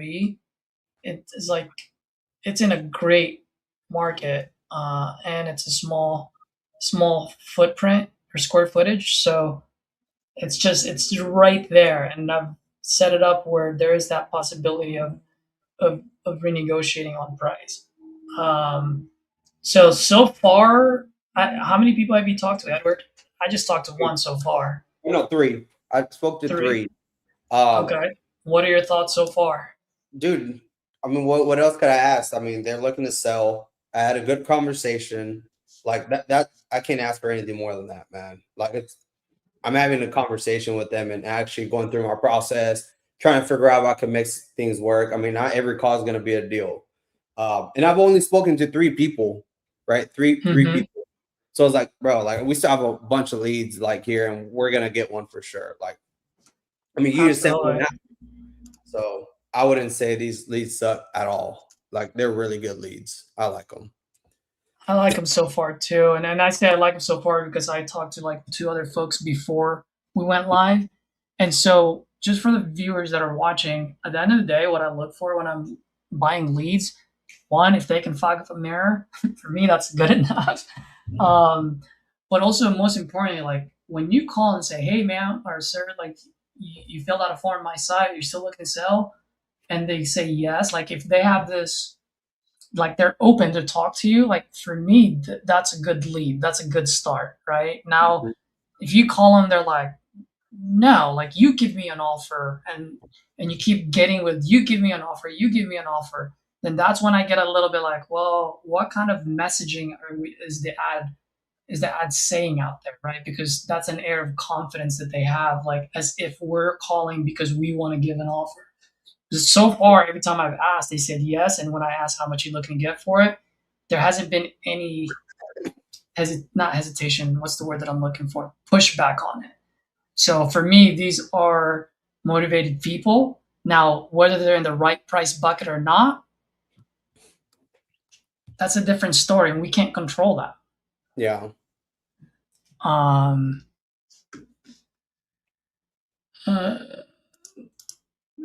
So Mary right here, better than Speed to Lead or Red Panda. I don't know if that's a question or if you're making a statement.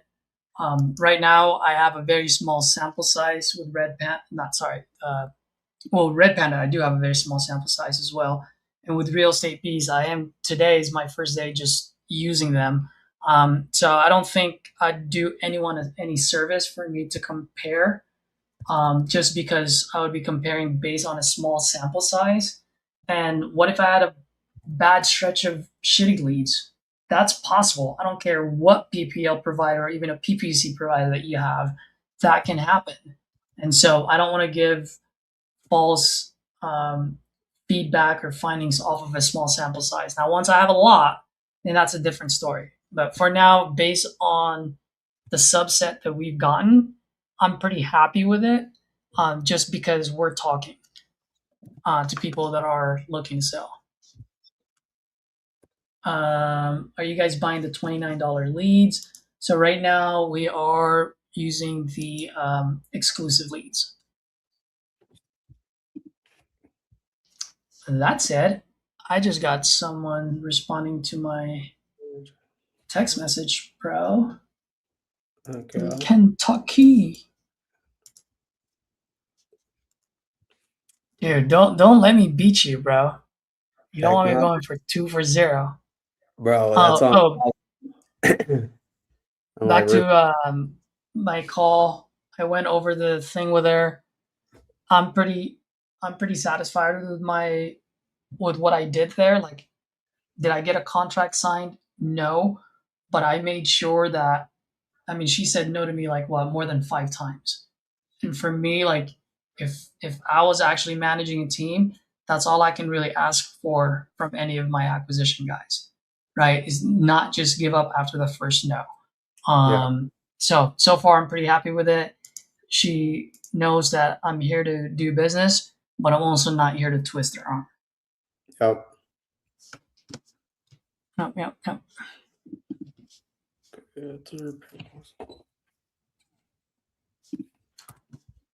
All right, let me call this guy real fast. is. I have no idea how to say this person's name.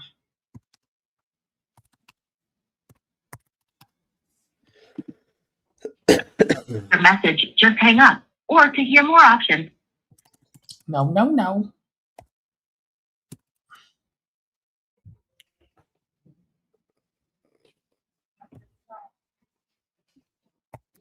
After you have finished your message, just hang up. Or to hear more options, please. Nope, since I don't know how to pronounce his or her name, I'm just gonna go ahead and send a text message. For now.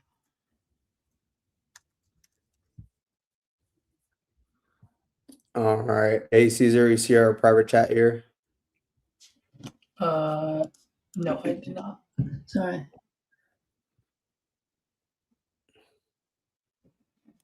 What is it?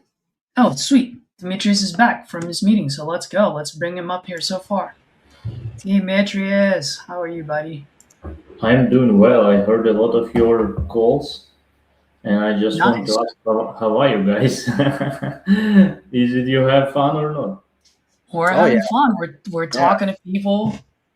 That's all we can ask for, you know? Cool. And someone just tagged me like, hey, people start asking something in the comments. So guys, we create a special affiliate link for Caesar and Edward. So someone asking regarding promo where you get these leads. All of these leads came from Real Estate Bees. Under this video in the description, you can follow by the links. There is two different links because we have two different offers.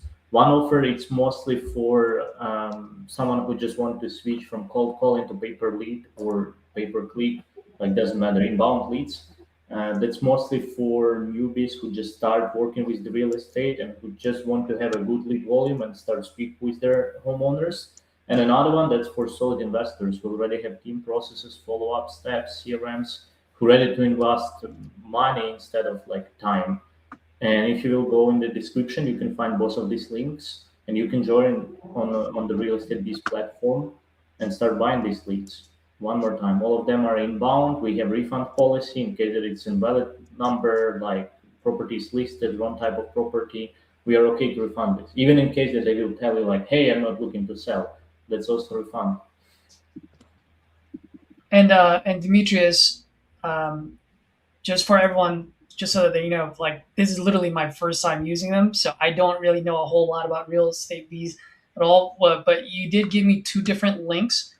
I don't even know what I get out of it, and I don't know what they get out of it. So if you can explain that as far as Sure. what they get out of it, and then also the difference between the beginners and the other one that you mentioned for someone that's more seasoned.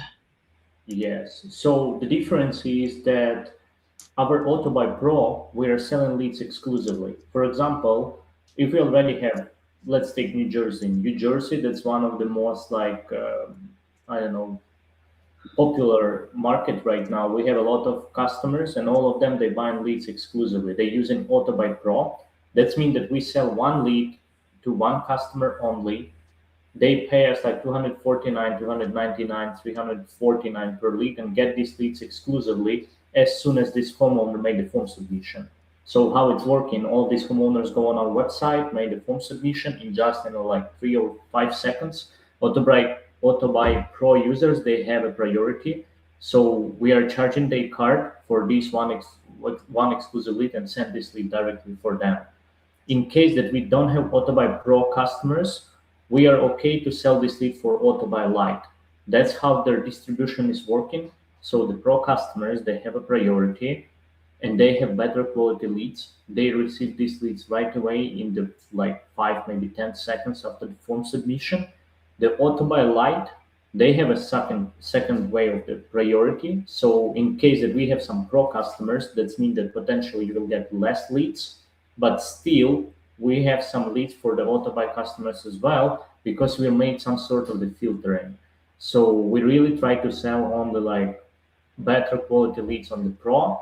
That's why we still have some leads. They still motivated. They might be not in a hurry. You need to spend more time on the follow-ups or work with them, but still these like $29 leads work for you. And how it's working from their money side, If you're talking about Pro, one lead may cost you around $300. If you're talking about Lite, you need to buy a subscription. It will cost you $95 per month. And this subscription will give you an opportunity to buy leads non-exclusively for $29 per each lead. But one more major thing, we sell one lead up to 5 different customers if you're talking about non-exclusive plan. That's why it's still not like a lot of competition between different real estate investors. I don't know, maybe I'm missing something. Maybe you have more questions. So for the light, I just want to make sure I heard you correctly. And this for me too. So for the light, if we do that, that is $95 a month just to be part of that group. Mhm. And then the leads that you get are $29 only. And those are non-exclusive, but you're only selling it 5 times. So Yes, after yes. the 5th time, as soon as the 5th person buys it, it is no longer available in the marketplace. Is that right? Yes, it will be sold out. Okay. Now those $29, does it automatically come in, or do they buy it do they pick and buy from the marketplace?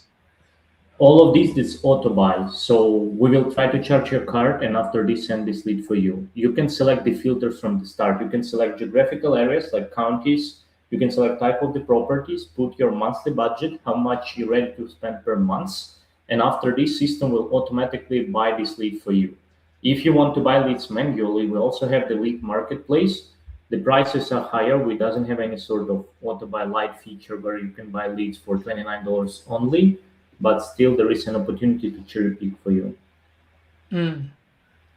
Okay. Okay. I And gotcha. let me show one more cool feature which we are already launched, and we have a plans to do this on their auto buy from Monday.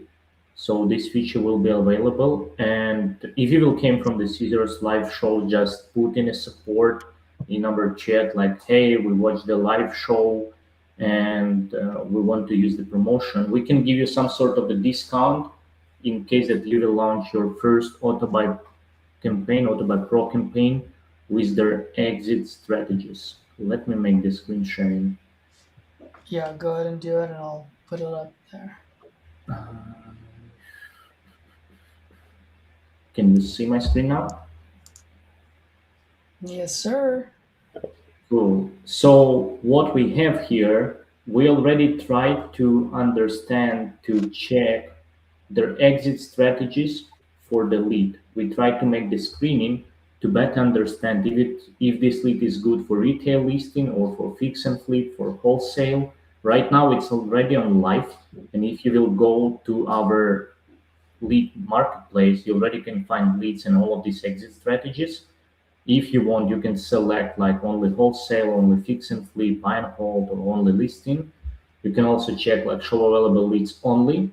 But from Monday, this feature should be available on the AutoBuy Pro as well.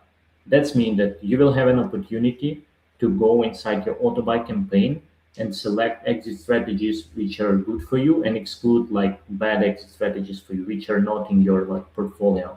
In this way, we hope that our conversion rate from lead to contract will be even much higher than we have right now. Because currently you need around like 15 leads to sign a contract. But I hope with this, you will need like 8 or maybe 9 leads to sign a contract. Okay. Got it. Yes, and that's how the platform is look like. We collect like a lot of information during the form submission, and the most like general one, like reason for selling, how fast they want to sell, occupancy status, and the bottom line asking price. We also ask at the start of the form, we ask them like, tell us your asking price. At the end, when they put their all reasons why they want to sell, how fast, property condition, repairs needed, we like make the tricky thing. We ask like, okay, based on this information, what's your bottom asking price? But still, it's not the final bottom asking price. I know that a lot of our customers can make a good negotiation, and they can get this price even lower and lower. Nice. Okay. Sweet. And then what was your Oh, I have a couple of quick questions. Hold on, let me see if there's any questions in the comments. So Mary's asking, so 5 people get to get the lead at the same time when it comes in? If you're talking about Autobuy Lite, yes. Yeah. At the same time, we can sell this lead up to 5 people. But mostly, what we track in our system, that we are selling leads for 3 different people. That's like on average. Only few of these leads we like in areas like Los Angeles. Yes, maybe we can sell one lead to 5 customers, but usually not more than 3. Yeah. Okay. Oh, that's right, because it'll automatically come in, so you guys send it out. Yep. Okay. So And then, that's why, in case that you have CRM system, in case that you send them automatical messages or you make the phone calls right away after you receive the leads, your chance to win is much higher. absolutely. Yep. That makes sense. Edward, I don't know why, but all these leads are going to you, bro. Good. Keep them that way. Oh, I literally got 2. Well, I'm 1 for 2, buddy. What's up? Let's go. Let's go. Oh, that was my question to you, Demetrius, is, other PPO providers, like, you get to set, well, let me ask you, do you get to set, like, how much per month? How much can you, how can I say this? Can you put some where you can say, hey, I only want 5 leads a day? So in that way, and the reason why I'm asking is a lot of times people, and I know this has happened to me where I forgot to turn it off, and then I wake up and I'm like, holy crap, it just wiped, like I just swiped my card $3,000 and I didn't even realize it. So is there a way to eliminate that from that happening? So we have some sort of the features inside the dashboard, which we can do for our customers, but mostly these customized settings that work only for Autobuy Pro for exclusive leads. It doesn't work for non-exclusive. First of all, how you can control the lead volume, that's the budget.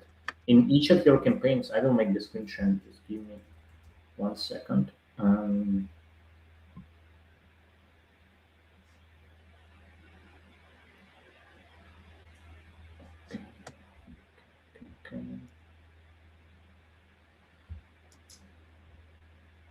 Share screen. Can you see my screen? I can put it up right now. Cool. So first of all, you can put your monthly budget. That's me, and you will have your fixed price per lead. Based on this information, you can understand, like, potentially I can get up to 5 lead, not more than 5. Also, we have an ability to make for you a campaign schedule. So you have an ability to select like day and time. Only during this period of time you will get leads. That means that we are not looking to sell you leads which came during the night at 9 a.m. That means that if lead made the phone submission before 9 a.m., we are not looking to sell this lead for you. Only in case that they made the phone submission like at 9 or later till 5 p.m. Only in this case we will sell this lead for you. So there is, and you can also exclude like official US holidays days if you want. Like, we don't have any sort of agreement, so you can easily pause your campaign whenever you want. There is no need to reach out for us. If you want to make any type of changes or pause your campaign, you have the full control. You can do this whenever you want. And even in case that you just need to get like one lead, make it on pause. After this, make it active, get another one lead, make it on pause. We are totally okay. That's your campaigns. Like, feel free, enjoy the platform. Okay, nice. I like it. All right. And for the folks that are watching, if you guys have any questions, please drop it in the chat. It's getting to that time where my brain usually is a little bit slower, so I'm not coming up with any questions. Edward, if you have any questions, feel free to ask away.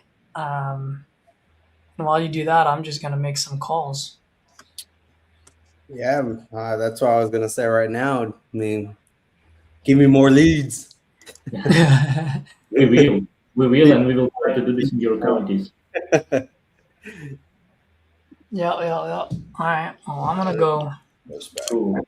And the last one feature that we have our own dashboard in case that some of the folks who are watching us they doesn't have a CRM or you doesn't have a traction. If you will go to the purchase lead section, you can mark the status here like contract signed, deal made, or like bad lead, dead lead. And if you will track all of this data, you can easily find in the performance dashboard. You can find your personal performance dashboard. You can select Hi, your record your campaign name and reason for and all calling. of these data, This and person you is can see available. the whole funnel Well, this is and Edward calling Juan. my numbers as well. Nice. Okay. Yeah, I do. I'll tell you this. One thing I do like is is your guys' dashboard. It's really easy to understand. Um, We try to do our best with this, with all of these tips, with their video. Like, I hope that it's really like user friendly, and that we Mhm. answer on all of these questions during the onboardings, during the sign ups. Yep. What is this? I'm trying to help sleep talker. I have no idea what that means. All right, I'm just gonna make calls, Demetrius. I don't know what time it is over there where you're at, but you can hang in there as long as you want. You tell me. I'm just making calls. Sure, I want to get sure. at least one more contract sent, and this time signed, not just sent. Cool. Okay, I'm going on the background. Have a good one and enjoy the rest of the leads which you have. I hope that you will find someone and close today, like sign at Your least call sign has been it. forwarded. Absolutely. See you guys. Cool. Have a good one. All right, want me to put you on the backstage, Demetrius? Yes, yes. Cool.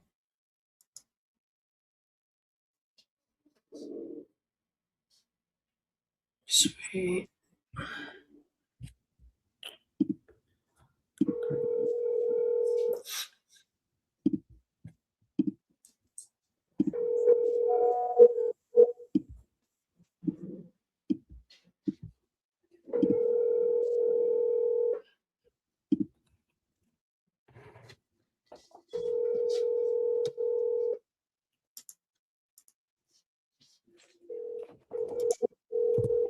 Your call has been forwarded to voicemail.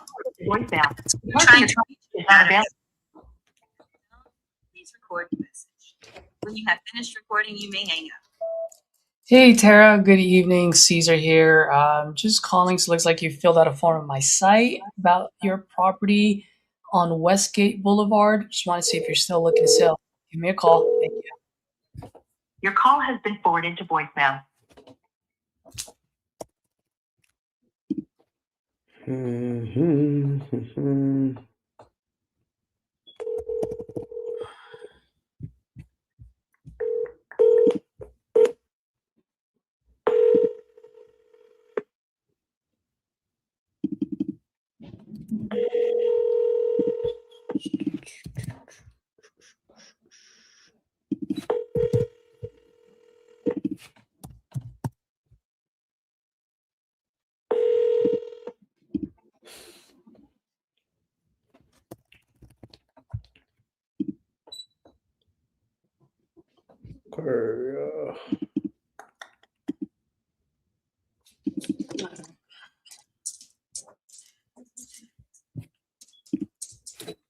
Have you called the ones on the that spreadsheet? yeah, I'm calling the ones on the spreadsheet. You're using our CRM, huh? Yeah, I just called. You're gonna have to load these up one by one, by the way. Oh, then I was calling from our CRM right now. The ones that we have there, because I called like 4 and 2 of them Mhm. answered. The one that I Mhm. called first was in our CRM. These 4, yeah, I'm gonna start calling through my phone because I don't want to do that like I did last time. Yeah.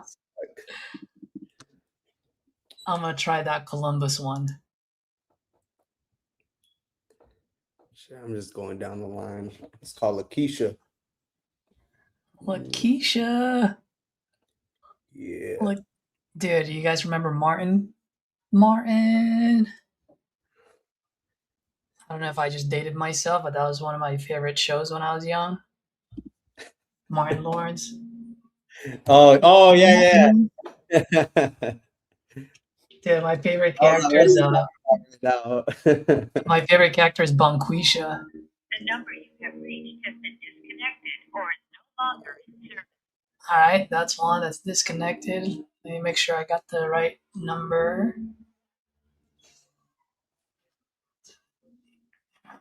So this guy probably just missed our fat fingered himself. So let's see here. Disconnected. I'm gonna look that up later. But for now, I'm just gonna dial again. Ooh, we got Whitman.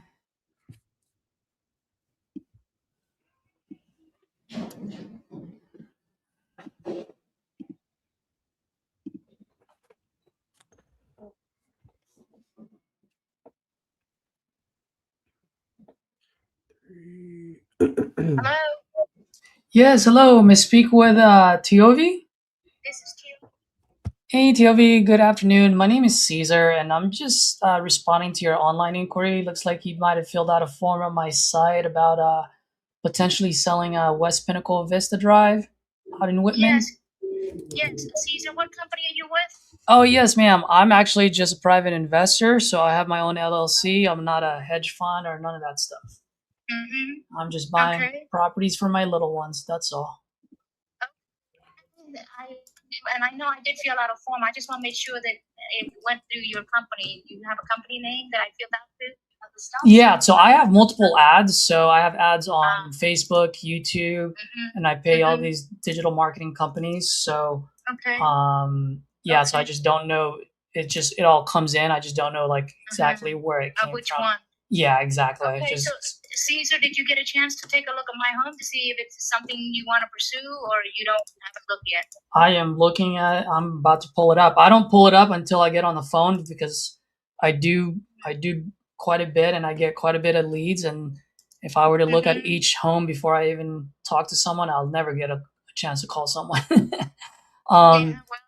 Yeah. Because it is a big property, and it is not of small value. That's why I thought, did you look it up and just briefly to know if it's something you can or cannot. Yeah, I mean, how much are you looking to get for it? Well, well, I'm open to reasonable offer on it, but it is 5.5 acres, and 2 homes and a detached garage on that 5.5 acres. So it is an estate. So I have been, I have listed before, and I have had offers. But I understand that if you're buying it, you are not you're buying it as cash, correct? Or you're trying to list it? Because I'm not looking for somebody who's, options to list in the market. No, if I were to do this, I would buy it cash. Or if I'm noticing your old listing says here that you'll consider the seller carry back. I mean, I don't mind doing that if it makes sense. At the end of the day, I want to make sure that it makes sense to you as much as it makes sense to me. Yes. Right. Yes. So that's why I want you to take a look at it. I am looking at it. So what's your price tag? Well, I had it listed at 1.7 something. At one time, I listed at 1.8, and when I listed at 1.7 something, I did have a couple of offers, and I held out for the highest offer at 1.8. And financial wise, that person haven't got their finance together to be able to purchase it after waiting for 7-8 months. I said, no, that's okay. I'm taking it out of the market. But recognizing that if I sell it to a cash buyer, I'm not having to pay commissions and as is. I am looking to, I'm open to negotiations and willing to knock off a couple of $100K. Okay. So All right. I Are mean, you? if it's something a good fit and you're interested, I'm open to hear what you will offer, and then from there we can discuss. Yeah, I mean, and just to let you know too, just for full transparency, and you already know I am an investor, and I always tell people I'm in a house buying business, not necessarily an offer making business. I'm in California, so your price point doesn't scare me at all. That being said, it's just got to make business sense for me, right? Yes, yes, And I so, understand, and it got to make sense for me too. oh, 100%, ma'am, Yes. 100%. I'm very different from the rest. I do genuinely want to help folks out and put as much money as I can in your folks' pocket. I just got to make sure that I can keep the lights on at the same time, right? And Yeah, if those two numbers meet, we're good to go. Yeah. If not, no problem. Yeah. So while I'm looking this up, tell me what do you got going on here? Like, what's the situation? It looks like it is a pretty big property. You've got 3 buildings here. What's going on? Well, I built it for my family. I had a big family. I had children, I had parents, and it was useful for that. It's almost like a multi-family compound. And in fact, those people that had made offers are usually big, are people with big families or people that have horses that they want the land for too, in addition. And now it's just down to me and my husband. My children are grown adults and they have moved on. They moved on, huh? Before, I wasn't as motivated, and now my husband and I are more motivated because our last one is leaving. Oh, where's your last one going to? College or? Yes, both. Yes, college and the military. Yes. Oh, wonderful. Okay. One of my good old buddies, Edward over here, was in the service. He's one of my business partners. Yeah. So, are you guys currently living there right now? Is this vacant? Yes, it's owner occupied. My husband lived in it since we built it, and we've maintained it and take care of it, and we'll continue to do so until we find a good fit buyer for it. Yeah. Okay. And you said that you're more motivated now than you were before. Besides your son moving out, I mean, is there any other reason? My last one. So. Yeah. Besides that, is there any other reason why you're more motivated now? Like. No, that's it. It's downsizing. I mean, that's it. That's okay. I mean, if we were to make something happen here, I mean, what's the ideal timeline, ideal solution for you? And the only reason I'm asking is because you're still living there. Yes, that's up to the buyers. We can do it as quickly as the buyer needs it and wants us to. Okay, so in other words, you already got a place picked out, or? Yeah, we do. We have a place somewhere picked out when we need to, when the time comes. Okay. And I know you mentioned that you had some offers before, but their finances fell through. I mean, what are some of the other feedback that you guys got? Because it looks like you guys had it on the market for quite some time. Well, one asked me for a paint color, to kind of give them credit for paint so that they can repaint it a different color. And I was fine with that. Not everybody likes my yellow. Yeah, it is a lot of yellow. I tell you that much. Yes, I was willing. Yes, I understand. So I think the only thing that the house needs is a good coat of paint on the outside, and then in the interior, it's just a matter of taste. Okay. And by the way, just curious, when you had it on the market, did you have it on the market with a realtor, or did you have it on the market with one of these wholesalers that like to novate and put it on the market? No, I had it on realtors. Oh, you had it on the realtor? Okay. Yeah, so that's yes, and I got a couple of offers, but I did, and the offer didn't come. It didn't move me. And plus, our son wanted to finish high school, but the 1.8 moved me, and I took it right away. But after 7-8 months, I'm like, forget it. I don't want it in the market anymore. Jeez, Yes.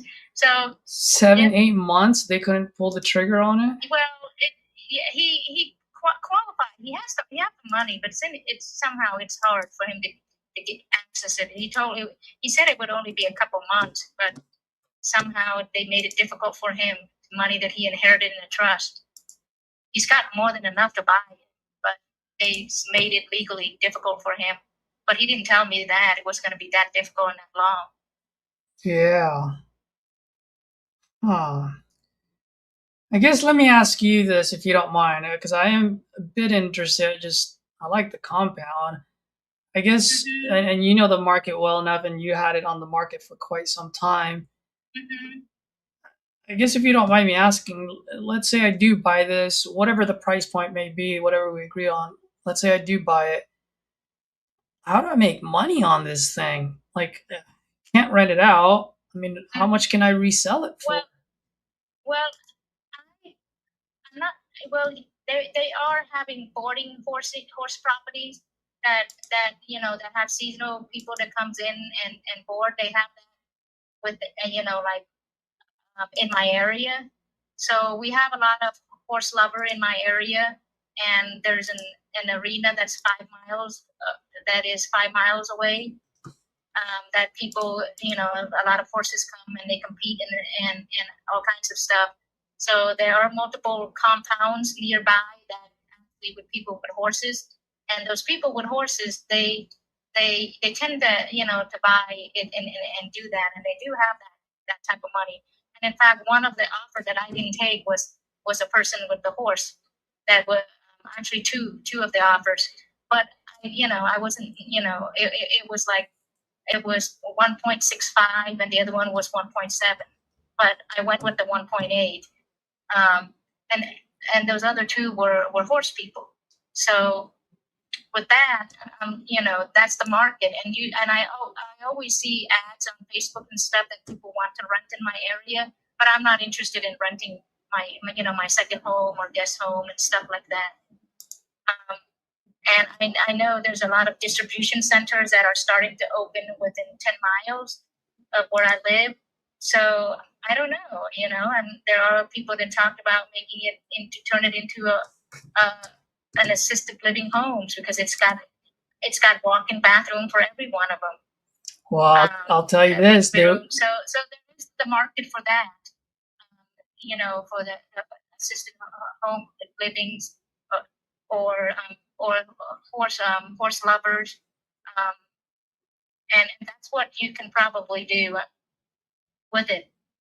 And then there was another group that wanted me to put back on the market, and that they would re-advertise it and like add like a barn or add a pool, but then they'll take it and sell it for like 2 to 5 million.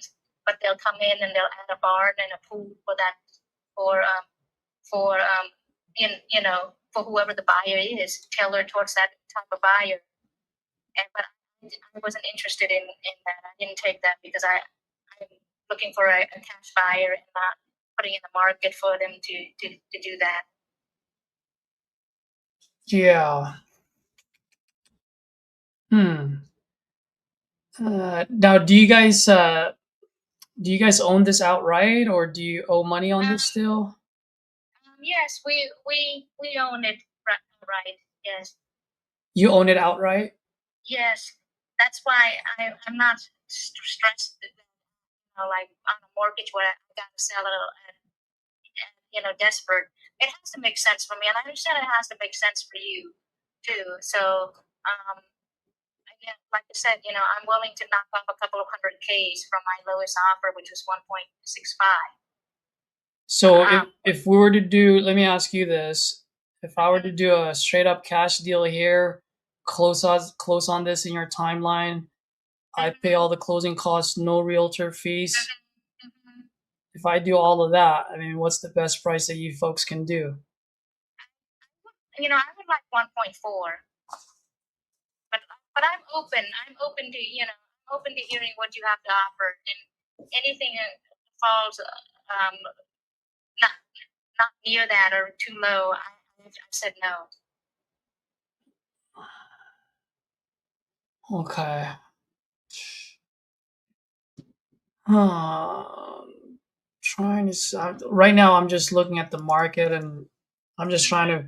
I guess what I'm trying to do right now is I'm just trying to figure out what my exit strategy is, right? Because if Yes, I do buy and Whitman in my area is homes are sporadic. They're on 1 acre up to 10 acres. And if you look, you have to compare my house to some 3 acres and above, and all the 3 acres and above are like, and that would close to my square footage are selling for like a couple of million, or the high ones up to 2. where? And again, you look at the 1 acre, the 1 acres that are 2,000 square feet, they sell like somewhere between 5 to 700K. Yeah. Okay. Let me just look. Just bear with me for a second. And if you don't mind, while I'm doing this, by the way,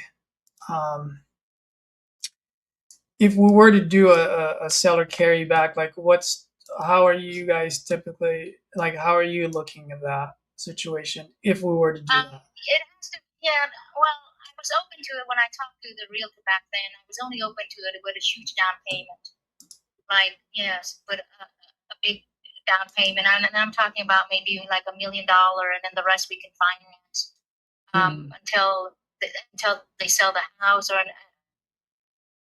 anything. Yeah, I mean, I don't mind making I don't mind making considerable down payment, but making $1 million down payment, it's like at that point, why would I go to Bank of TOV when I can just go to Bank of America for 20% down?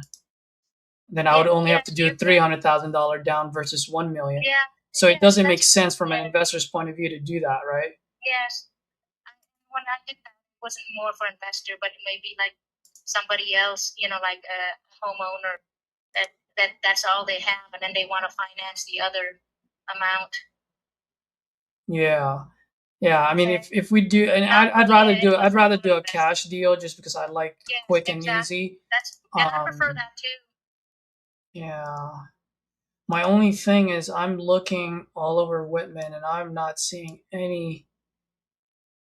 I'm seeing one that's on the market for 1 million, but I haven't seen anything that's sold in the last 6 months. Yeah, there's one pending, and it's only 2.5 acres, and it's a little smaller. That is like $1 million something, and then there's a couple that was just sold in Whitman that were in the high millions, and then 2 million. If you put it in, you'll find it, but you have to put like 5 acres and above or so. And if you and Whitman is spread out and it's all over. Yeah. But you keep looking, and if it's something that you want to make an offer, I'm open to hearing your offer. Okay. All right, yeah, Caesar. just Okay. on a Yeah, I'm on the road, so my call may drop at any point. Okay, that's fine. If it does, I'll call you back. Yes, you can call me back or shoot me an email. Do you have my email? I do have your email. I'd rather just have a continue this conversation. I'll make my decision in the next 2 minutes or so. Just give me 1 second.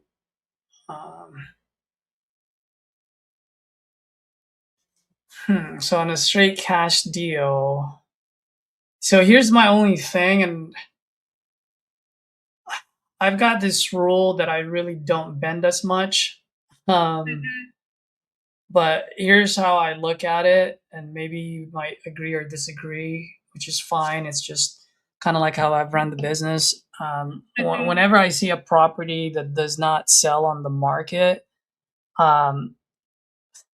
to make it simple for me, I literally just slash the price in half. And the reason being, if I may, is if no one's buying at 1.7, then that means it's worth 1.7 after fixing the place. Now, it's not a distressed property, you're right. That being said, it is a lot of paint, and there are some things that I would update to make it look 2026 standard. So it does cost quite a bit. Once again, Yeah, I'm not. I'm not. I had a paint estimate that they it was like $10,000 to paint all the exteriors, and then another 10,000 to paint the inside. That's it, Yep. dude. Can I get their phone number? Because I'd like to use Yes, them for I mine. can provide you that. I can provide you their phone numbers, and I can provide you the guy that wanted to buy it for 1.8 and see if he ever comes around and get that trust, and you can. And if you do end up buying, you can reach out to him and said, "Hey, have you got your money all sorted out? You know, I'm the new owner. Would you like to purchase it from me if you have time to wait for him Yeah, for a couple more months? You know, yeah. I can provide you his contact, and so if you do, and I provide you the painter that would, you know." Well, let me ask you, and this is we're just for shits and giggles, right? I'm not asking if this is something. I mean, if I were to buy this straight up cash, Mhm. and I'm talking about quick and easy, Mhm. I mean, would you guys even entertain like I said, my rule when it doesn't sell, I just slash it in half. So what's happened? Well, how much did you have it listed last? 1.7, 1.6? Yeah, 1.7 something. We didn't want to drop anything because at the if we did the higher we had to stay there, we had higher offers. So Yeah, I know, why drop it? but those Yeah. offers, I mean, it's just they're gone. They're not Yeah, they're not around the not corner. anymore. Yeah. Yeah, So, they're not around the corner. Yeah, because yeah, when exactly. I accept the other one, the other two they bought something else. Exactly. Okay. Now, let me ask you this because I will look at this, and I do need to talk to my business partner out in just to let you know. Whenever I buy properties outside of my market, I always partner with a local partner, and the only reason why I call in Whitman is because I already have established relationships there.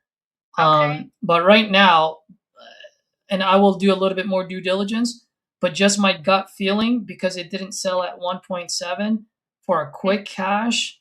I mean, for a quick cash, I would need this like in the 800s. Yeah, absolutely. Yeah, that I cannot do. Absolutely no. I had people ask for 1.3, and I was reluctant to already to tell them no. Yeah. Okay. Well, yeah. I mean, if you had the 1.3, I would say take that and run with it. But that's me. I don't own the house. Yeah. You do. Yeah. If you don't mind me asking, I mean, if this doesn't sell, what's your guys' plan? I think we'll just we'll hold on till we get the right buyer coming. Got it. Okay.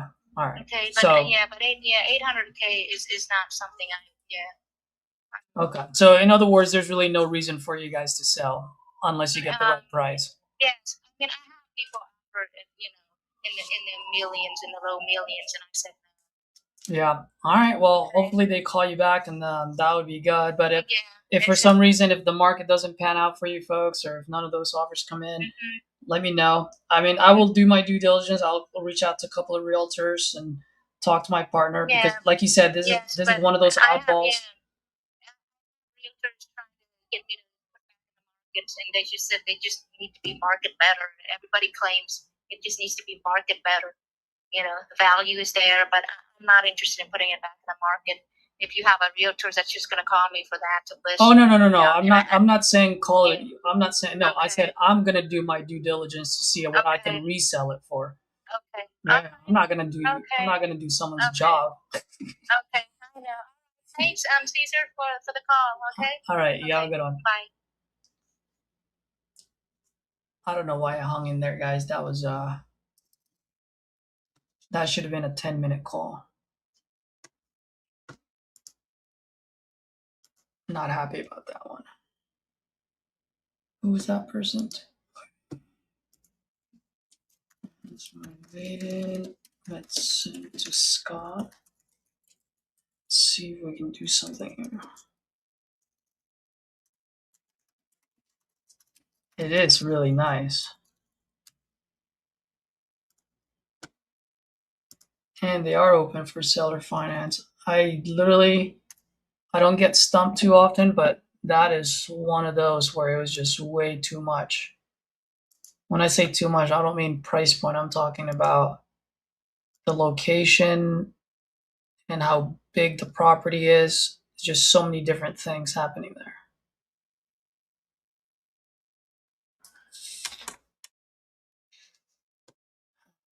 Let's call this other one.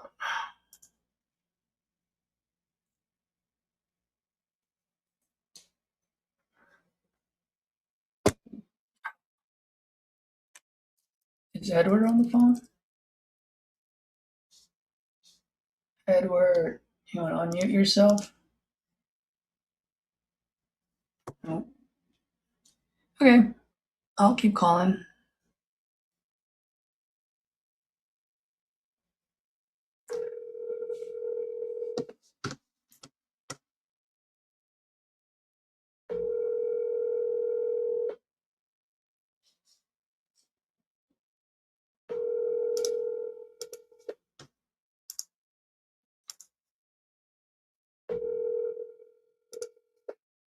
I'm sorry, you can't leave a message because the person you called has a voicemail. Who was that guy? Was that Charlie?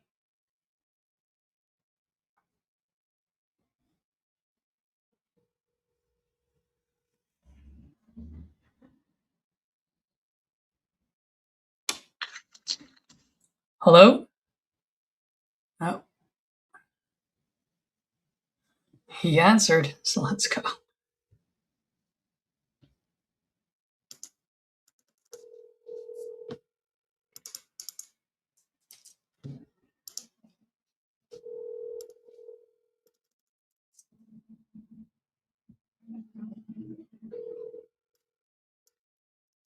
I'm sorry, you can't leave a message because the person you called has a voicemail box that hasn't been set up.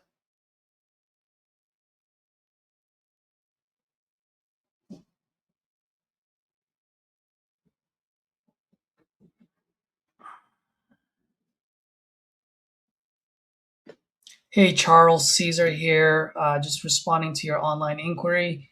Looks like you filled out a form on my site about your property on North Woodgate. ... If you're still looking to sell, give me a call.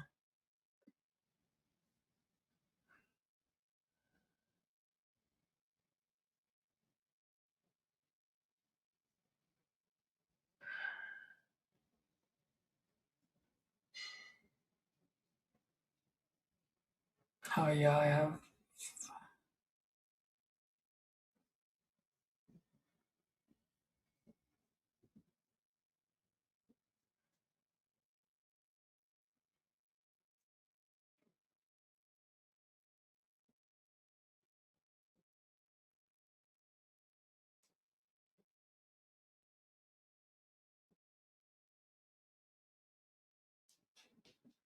Looks like you filled out a form on my site.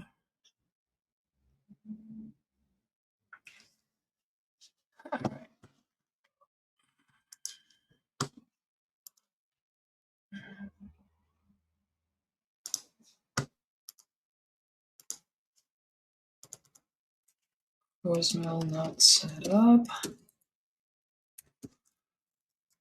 SMS sent. Yeah, she's definitely gonna ask for an EMD.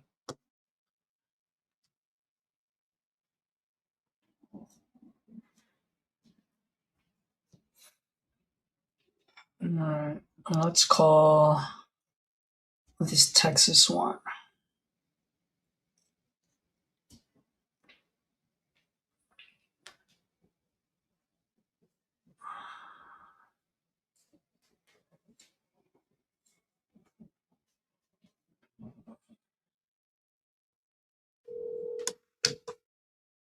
Man, you folks are quiet today.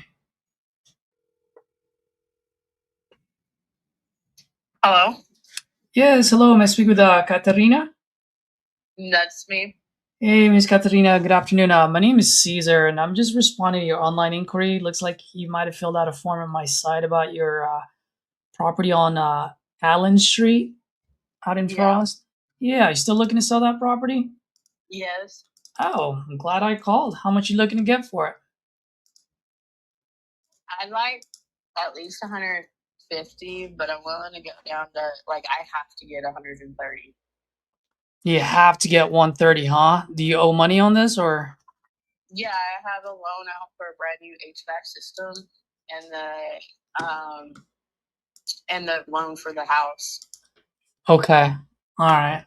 How much do you currently owe total? I owe 108 and some change thousand, and then I owe almost 18,000 on the HVAC loan. Oh, you're really just trying to get out of this one and just have a couple of $1,000 in your pocket. Yeah, if I can sell it for a little bit more, I'd like to get it, but we're really wanting just to wash our hands with it Oh and man. avoid foreclosure. Oh, okay. I was gonna say, what's going on? But yeah, Did you say you're on foreclosure right now?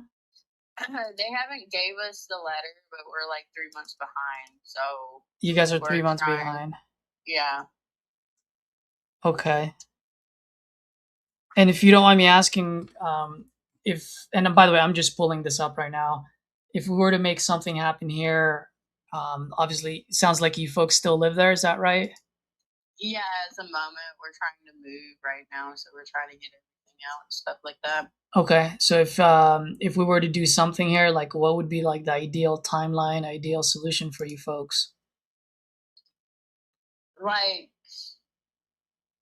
I'm hoping to get everything done in 3 weeks. In 3 Pretty weeks. much. Yeah. Okay. And by the way, the only reason why I'm asking is I always say I'm a human being first versus an investor, and when it's owner occupied, I just want to make sure it's as convenient as possible for you folks, and that you're not just out on the street, you know. Yeah, no, we have somewhere to go and stuff like that. So we're just really trying to pack things up and trying to, continue with daily life and stuff like that as we're packing up. So that's why it's, taking time. Plus we have kids, so Gee, how many kids you got? I got 3. Oh, all right. All girls, boys, a little bit of both. I got 2 boys and 1 girl. Really? Hopefully the girl's the youngest one. She's in the middle. She's in the okay. It's even better. Cool. All right. So you say you owe 109, right? That's the mortgage that you have right now. Is that like the payoff amount? No, that's not the payoff amount. That's just the amount that I owe. Okay. And you said you're 3 months behind. How much is that total? I'd have to look and see. I don't have it right in front of me right now. I want to say, hold on.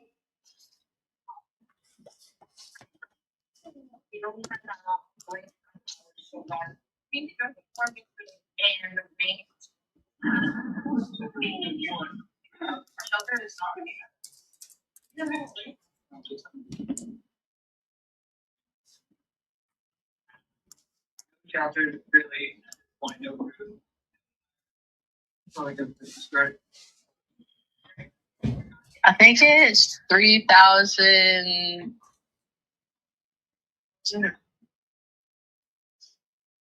3,872, give or take. 3,772 is what would get you guys caught up, right? 3,872. Yeah. Okay. Give or take. Like, it's not like I'm just, rounding up and stuff like that. So let's say 3,900. Yeah. Okay. What's your guys' PITI? Like, what's your total monthly, including taxes and insurance? Are you talking about mortgage payment? Yeah. Well, it just went up. That's the reason why, like, we're having trouble. So it went from like 1,100 to 13 to 13. I think 1336, if I'm not mistaken. Okay. Is it because it's an adjustable rate mortgage, or why did it go up? No, it's just taxes. Like, taxes out here are jumping. I see what you're saying. Okay, so that includes taxes and insurance. Yeah, we we're locked. Our interest rates locked in. So Oh, what did you get a good interest rate on this? yeah, we did. We got a USDA loan. We got it locked in at 3%. So like, I know it's like one of the best deals that anybody can offer, but we just can't do it. You get what I'm saying? Yeah, Like, that is a like- great, yeah, it's everything's going has been going up for the past few years, and it just finally hit us. Like, and I know we're not the only people that is happening to. So Yeah, it is happening yeah, to a lot of folks right now, unfortunately. yeah, gas is like sky high, and then you have your groceries that are gone up, and you got 3 kids to feed. So like, what do you do? Yeah. Did you folks ever tire of like maybe putting it up on the market with a realtor by any chance? I am talking with somebody else, and she's talking about it. She's supposed to have called me this evening, or I think she's probably going to give me a little call tomorrow morning or something, because she wanted to call and figure some stuff out. Is this a realtor or? Kind of, sort of. She kind of has some investors and stuff like that, and stuff. So honestly, the quicker we can just sell it, because like I said, we just don't want to get it foreclosed on to where it's like on our credit, Yeah. because in the future we're wanting to buy some property, and we don't want to wait like 3 to 4 years to have to buy property. No, you don't want to do that. So yeah. Okay. And just curious, how much would you know how much I can rent this place out for if I were to give this as a rental? Honestly, to be honest with you, I don't know, because of the town. Frost is a little secluded, but I know that there was a rent house in Blooming Grove, which is literally like 10 minutes away, and they're charging $14 for their house right now a month. So, honestly, it would just, I guess, depend if you could find the right people, per se. Mm-hmm. I know it's 30 minutes from Waxahachie, and I wanted to say it's like 25 minutes from Corsicana and Hillsboro. Mm-hmm. So there's great potential of, somebody from Waxahachie or Corsicana wanting to come out into the country a little bit more. Mm-hmm. And, and we're right behind the school. So, great for for a family, who has kids and stuff like that, and who are wanting to, find a smaller school and stuff like that. So. Okay. And one other thing, you said you owe $18,000. That was on HVAC. Did I hear you correctly earlier? Yeah, it's a brand new HVAC inside and out. Yeah, it's all brand new. They hanged the ducting as a new heater system. The heater runs off of gas, so we have gas and electric. So, and the AC runs off of electric. Okay, and I'm sorry, go ahead. It's a brand new AC system. Okay, and then that $18,000, how much is that included in that $1,336, or are you paying that separately? I'm paying that separately. That's not including in the $1,336. And you owe $18K on there, huh? How much are you paying per month on that one? $337. $337. Yeah, that one has a bigger interest. Okay, so that brings it up to about $1,700 a month. The reason why I'm asking you these questions is I'm trying to make sense out of a cash deal on this one, and it's really tight because of how much houses are selling for in that neighborhood. Mm-hmm. That's pretty much, I would say, like right at market rate, Right. So on a straight up cash deal, I just want to be fully transparent with you. That's going to be very difficult because there's just no meat on the bone. That being said, a potential solution for you folks, and And I don't know, has anyone ever explained to you or maybe proposed to you buying this subject to the existing loan? What is that? I'm sorry, we're not very familiar. Like, this is our first house, and we were kind of like we were pushed into it in a sense, Oh and so no. it was a really fast. You know, we didn't really know what we were doing, and we like just made it work. So I'm sorry that we're not very, I No, guess you could say, please. educated in that aspect. Please do not, you do not need to apologize. And I'm here to share as much information as I can, whether we do business or not. I just want to share with you some insight of maybe that can help you with your journey. All right. Yes. I do love helping people out. And like I said, whether we do business or not, it's totally cool. Um, I, I was raised by my mom, and she always taught me that, if you help someone out, it's going to come back to you tenfold some other way, So Yes, I've sir. Yeah. kind of lived by that my entire life. So let me explain to you how subject to the existing loan works. If it's something that you feel like it would work for you folks, what I will do is I will actually refer you to my business partner who does all. I'm more of a cash guy, um, but my gal, she does all of the subject too. Okay, and she can go into dive deeper with you folks on how that works and how that can help you. But I want to give you at least a 30,000 feet overview. And so in that way, if you feel like that would benefit you folks, then I can forward you to her, and then you guys can have a deeper conversation. Does that sound fair? Yeah, that sounds fair. Okay. Buying a property subject to the existing loan, the reason why I feel like that might be a potential solution for you folks is because of that 3%, right? That is very attractive, because we can't get 3% anymore. And so what that means is that, for example, Felicia, she's my business partner, she will buy this subject to the existing loan.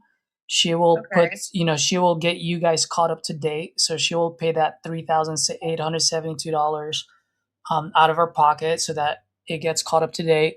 And then, you know, if you guys need a couple of $1,000s in your pocket to move to the next place, she'll put a couple of $1,000 in your pocket as well, so at least you have that.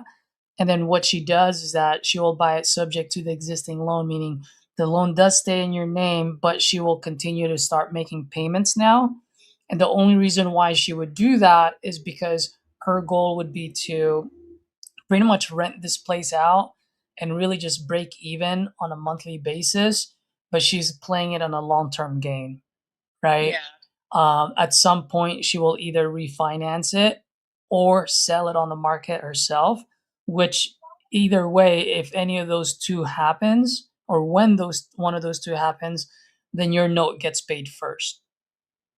Right. Okay. So now I've explained to you the benefits on her side. Let me explain to the benefits to your side. The reason why someone in your case, would do something like this, and everyone's different, right? So I can only talk about the ones that we've helped in the past. The reasons why they did something like this is, one, they are facing foreclosure. Two, they don't want foreclosure under their name because they want to have the ability to buy another house at some point, right? Right. And so having someone buy this subject to the existing loan gets you caught up to date. It helps you with your credit. Now you have someone paying your monthly mortgage every single month, right?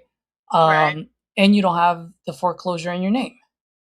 Right. And then, Felicia, for example, if it makes sense for her, she would put a couple of $1,000s in your pocket. So in that way, you have, money to move on to the next place. Right. I do just have a question about that. The havoc system, though. Like, we're trying to just get rid of both. You get what I'm saying? Oh, the HVAC. Yeah. So on the HVAC, if she can keep that, okay, first and foremost, if it makes sense for her to just pay it outright, then she'll probably just pay it outright. If it makes sense for her to just kind of pay for it every month, like the way you're doing it right now, then she would do that. Okay. And then another thing, it would be all in contract, right? Because, like, like I'm not saying anything about anybody. I know everybody's different and there's good people out there, but there's also some really, really bad people out there. There's plenty of them out there. We've been really burned before, and we are trying our hardest in this adventurous economy to really try to keep everything that, you know, what little we have afloat. Of course. You know, we're hoping like trust me, it's like it's hard to trust a next of kin to Adam, you know what I mean? Yeah. I don't know the person, and I'm just like, you know, it's hard. And so I'm hoping there's like going to be some paperwork involved to where, Oh yes, you know, ma'am. If we were to do something, if Felicia feels like this would make sense for her, one, she would explain everything to you. Two, there will definitely be an agreement, and three, there will be a third party title company that's gonna be there to protect you as a seller and there to protect her as the buyer as well. okay, yeah. Yeah. Definitely, yeah. Yeah, and before you do anything, before you do any type of agreement, signing, none, any of that, like Felicia will have a conversation with you first, because at the end of the day, one, like I said, it's got to make sense to her, but also two, she just wants to make sure that if this does make sense to her, she also wants to make sure that it makes sense for you folks, right? It's got to be a win-win situation in order for that to work out. Right. And like the house isn't like, I want to be honest, because you know there's no point of lying. The house needs some work. It's not falling. Like if you drive in frost, I don't know where you're from. Your thing came up in California, so I am in the communist country of California. yeah. But you know, if you go through frost, probably even on Google Maps, you know, you go down the site. Our house is not as bad as some of the houses that are here, but it does need some work. I'm not gonna lie. It needs to be re-leveled because we sit on black gumbo. I don't know if you know what that is, but it's just, you know, it's where the earth moves a lot, and it's a pier and beam structure, so it does. I don't care who you are, a pier and beam structure is going to move whether it's on a house or on a trailer. Mm-hmm. And then, you know, of course, I have kids, so you know, I got some crayon markings on the wall, I got some Sharpie markings on the wall, and then, you know, the floor is not in the greatest condition because they like to drag their, you know, my daughter has a horse and it has wheels, so you can only imagine.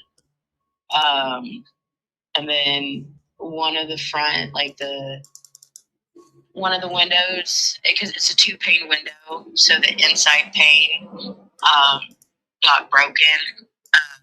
So I'm just saying, it kind of looks like white trashy, but I had to put some cardboard over it, so you know the kids didn't cut themselves. Okay. But about, like, I would say the leveling in the window would be the greatest thing, and then, you know, you get what I'm saying? So I'm looking, so what's really important for Felicia are like really the big 6-ticket items. So that would be like the roof, foundation, HVAC, plumbing, electrical. The roof was redone when we got it. We had to, because we get some winds out here. So some shingles did rip off, but we got those shingles replaced. So there's no like missing shingles or anything like that on the roof. Okay. So that was done. The attic got re-insulated when they did the brand new HVAC system. Like I said, it's a brand new HVAC system in and out, and then a brand new heater. And like I said, the heater runs off of gas. So it's the house is half gas. The stove is gas. The water heater is gas, and the heater for the central heat is gas. So all those three run off of gas.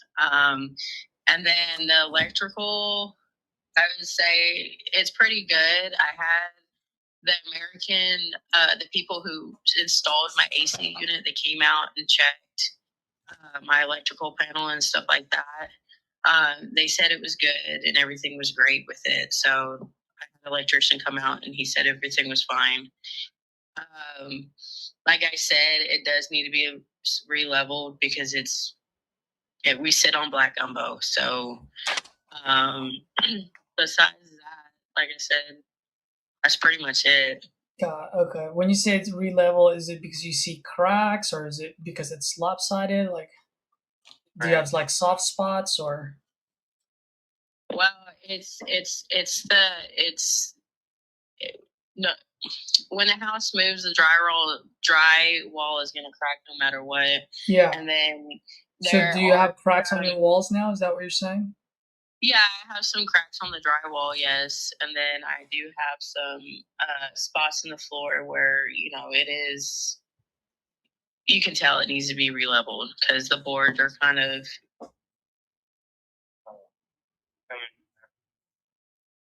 It's warping one part of the floor up, but it's not like real major. So it's like the house is shifting to one side as the other one is shifting towards the left side. Kind of. Yeah, it's. How do I say it without like making it sound like too scary? It's like you grabbing like you grabbing something and you're pushing it together. Like you grab like your post-it notes, you grab 2 stacks of them and you push them together, and then you see the ends start to bend each other up. You know what I'm saying? Yeah. So we have that like just in the living room, and then that's really just where the main point is. And then in the back of the in the back room. Yeah, the part that was added on in the back it's kind of dropping because that half the house is off the ground and the front of the house is on the ground. Yeah. So we have 2 different parts of the house that's moving separate from each other. And that's what's causing all the twists and the cracks and stuff. Anyways, we got it quoted like I want to say 2 years ago when things weren't so bad. From our neighbor, he's a contractor, and he said it'd take about $3,000 to fix for him to do it. 3,000 to level. Yeah, to level what it needed to be so it wouldn't be bad. So I don't know the prices now because things have gone up. So in that sense of the time, but yeah. Okay. All right. How's this? What I'll do is I'll run this up to Felicia just to see if it would make sense for her on this. Yeah. And I just want to make sure this is a 3-bedroom, 2-bathroom, 1,316 square feet, right? Yes, it has 3 bedroom, 2 full bath. Yeah. And then it has I really want to say like it has a detached shop, like one big garage shop. Like it's, unless you have like a tiny car, I'm just saying you could fit it probably in there, but here in Texas, we all drive big trucks, so none of our vehicles decided to fit in there. But yeah, we have that. And we have the yard is fenced off, privacy fence. Yeah. What was that? What did he say? We have a fenced backyard, like privacy fence, backyard. So. Okay. All right. Let me run this to her, and then what I'll do is I'll have her call you folks, or at least I'll do like a quick group intro text. And then usually I just let her kind of like run the show just because she's the sub 2 specialist. And so I'll have her, she'll probably run some numbers before she gives you a call or whatnot. And then she'll figure out like what would be the best way to go about this. Yeah, I understand. We're like really in a pickle, and like just the way the economy is, it's like it's hard to make a dollar. It really is. I'm not even like mad about it, So like I totally understand. Like Absolutely. No, I appreciate that, and we'll do our best to see how we can help, and heck, if we can somehow help you folks out and and not have that foreclosure under your name, and off to the next chapter, then that would be great. Now, just curious, by the way, if we were to do something like this, I mean, how much do you guys need in your pocket? It sounds like just a couple of $1,000 that will do for you folks just to get you to the next spot. Honestly, yeah. Like I would just count my blessings for that. Yeah. Okay. All right. Let me get to her. I know it's getting a little late right now. So if she doesn't call you tonight, she'll definitely try to give you a call tomorrow. And then and I'll just tell her worst case scenario, at least give you folks a call or shoot you a text to let you know whether we have something or we don't. Okay. Yeah, most definitely. All right. Well, I appreciate you folks, and hopefully we can make something happen for you. All right, sounds great. I hope you have a wonderful rest of the day. Absolutely. Thank you. I appreciate you guys. Bye bye. All right, bye.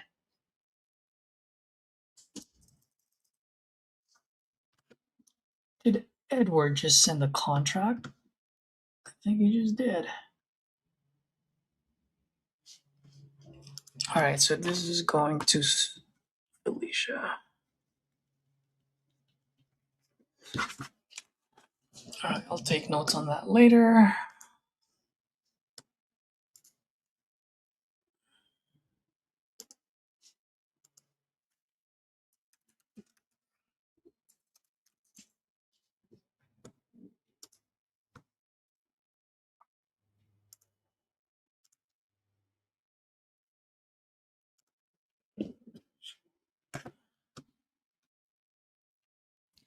Let me text Edward so he can go and mute himself.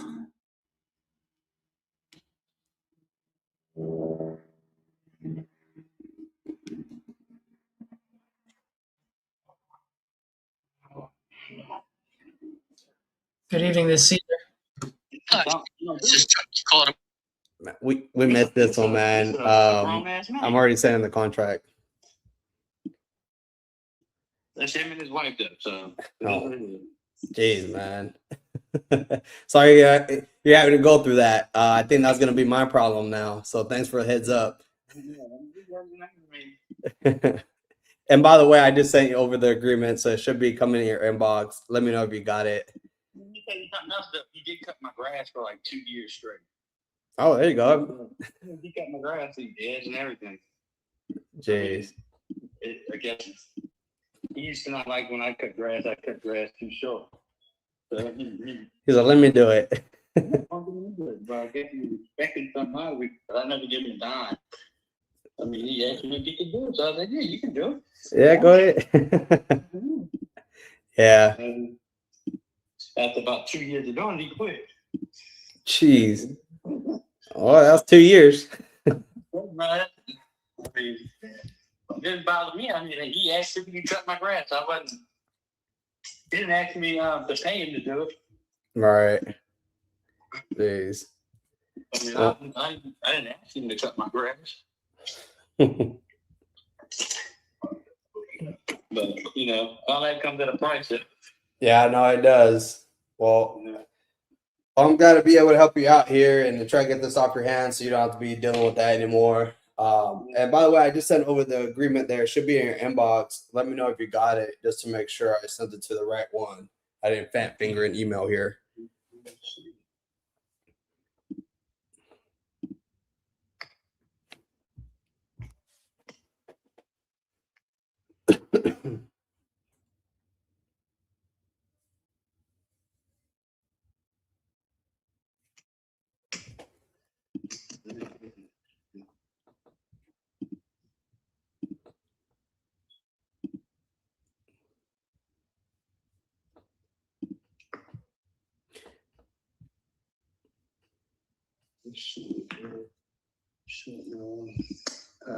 What's it under? Yeah, it should be. You see my name there, Edward Luna, on it. Yeah.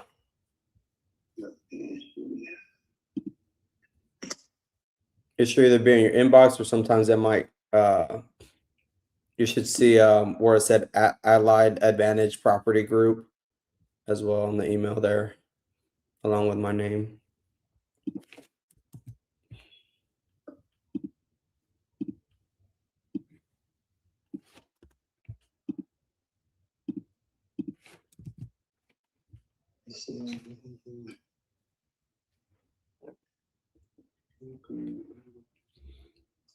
Also, if it makes it easier for you, haven't find it yet, I could also send a link, which is the same link attached to the email there, so that way you could view the document. Edward Loon. Yep, yeah, that's me.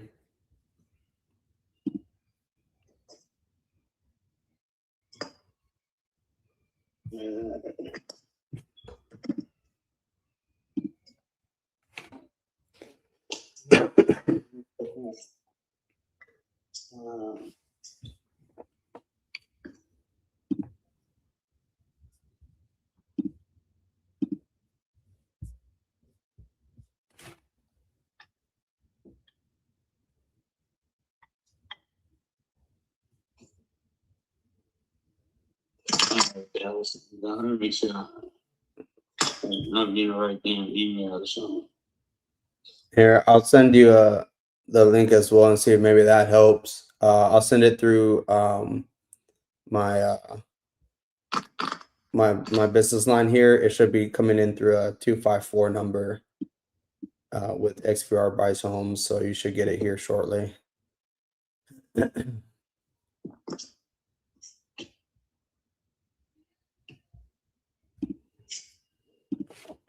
Yeah.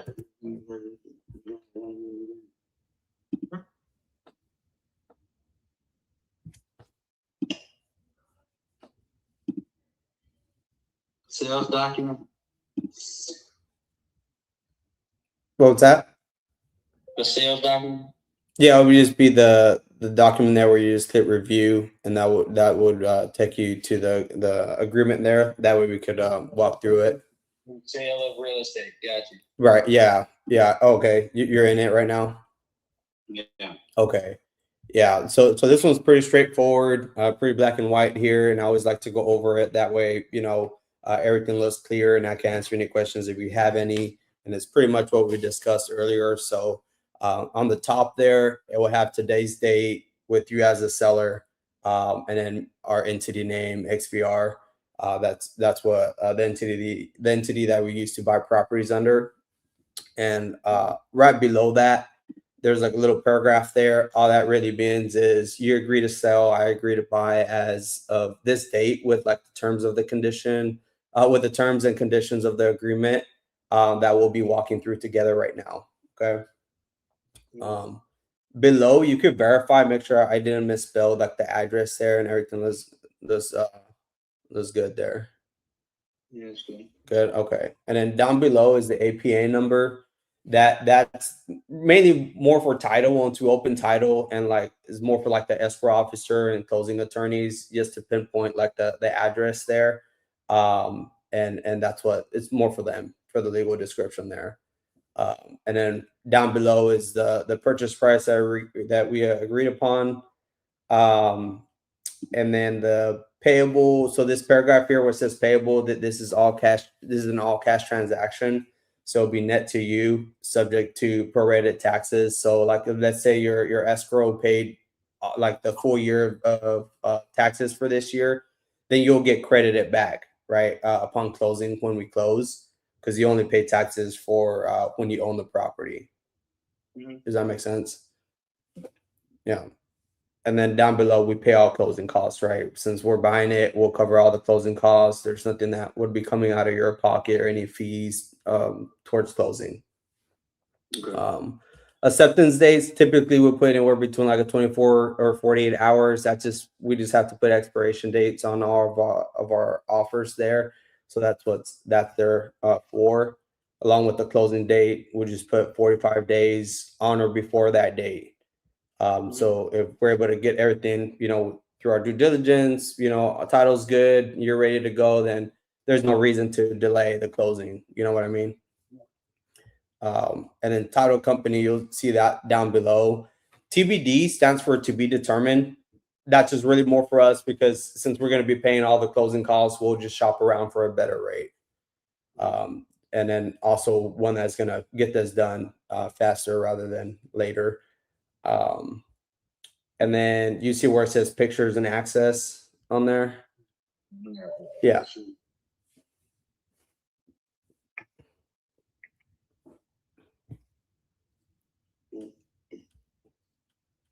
It should be like on the second page there.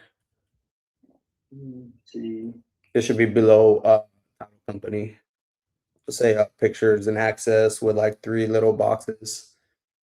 Okay. Yeah, I'll pick it out. I'm listening to you. Go ahead. Okay. Well, yeah, the pictures and access, all that means is like as long as we're able to gain something like access to the property for us to, like do our walkthroughs, like I mentioned earlier. That's what that's there for. And also I'll send you, like, after this, once the agreement is authorized, I'll send you a link. And that just makes it easier for you to submit photos to us. That's just more for us to help us with just get an idea of the layout and be able to expedite the process and minimize like the amount of showings that we do. And they'll be just very quick, just because they go in and out, just because they already know what to look for. So it makes it more convenient for everybody. Does that make sense? Yes, sir. Okay. And then underneath we'll say inspection, a little paragraph there that just reiterates the previous paragraph on there. And as of right now, I mean, based on what we've gone over, is there anything I can answer or any questions that you may have at this point? When do I need to have to sign this by? We have until about tomorrow, by Friday. Okay. Yeah. And yeah, but based on right now, like based on what we've gone over, is there any questions that you have at this moment before I continue? No, go ahead. No? Okay. And then below there, you'll see where it says renegotiation based on condition. This is kind of what I went over earlier in the conversation, where like if, let's say, something major or any issues arise that maybe initially weren't disclosed or maybe we didn't even know about, we would just discuss further if we need to revisit. Oh, what the heck? Hung up there.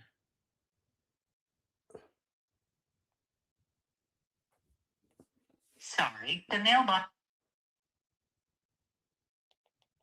Sorry, the mailbox. Oh, what happened? Oh no, what happened here?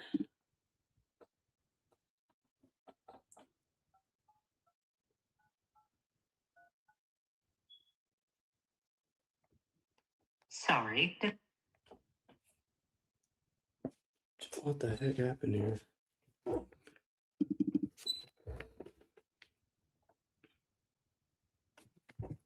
Uh-oh.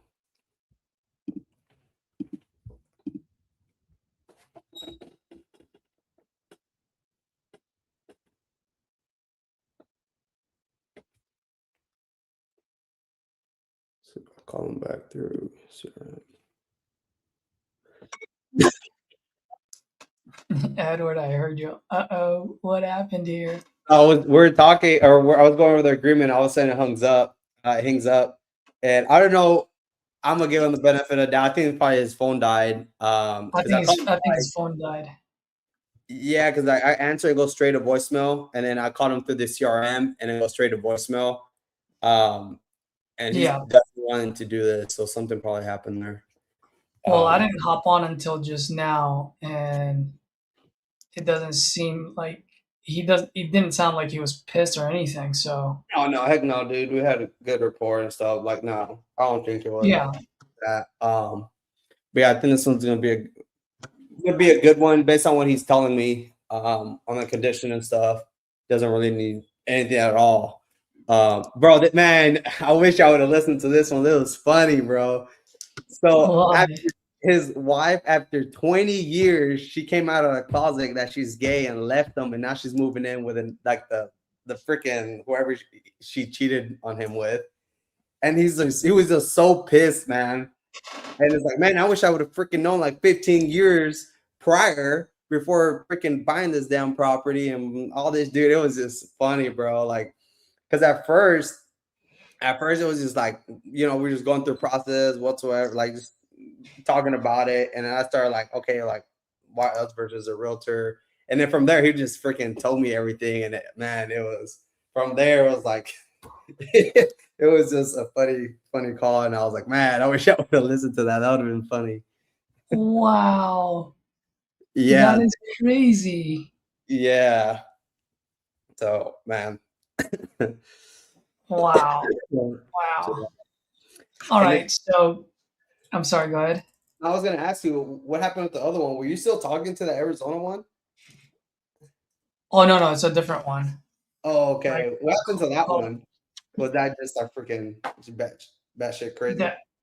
the Arizona was batshit crazy. It was a really nice house, and it's more of like that's why I was like, dude, if it didn't sell at 1.7, I'm just following Claude's rule.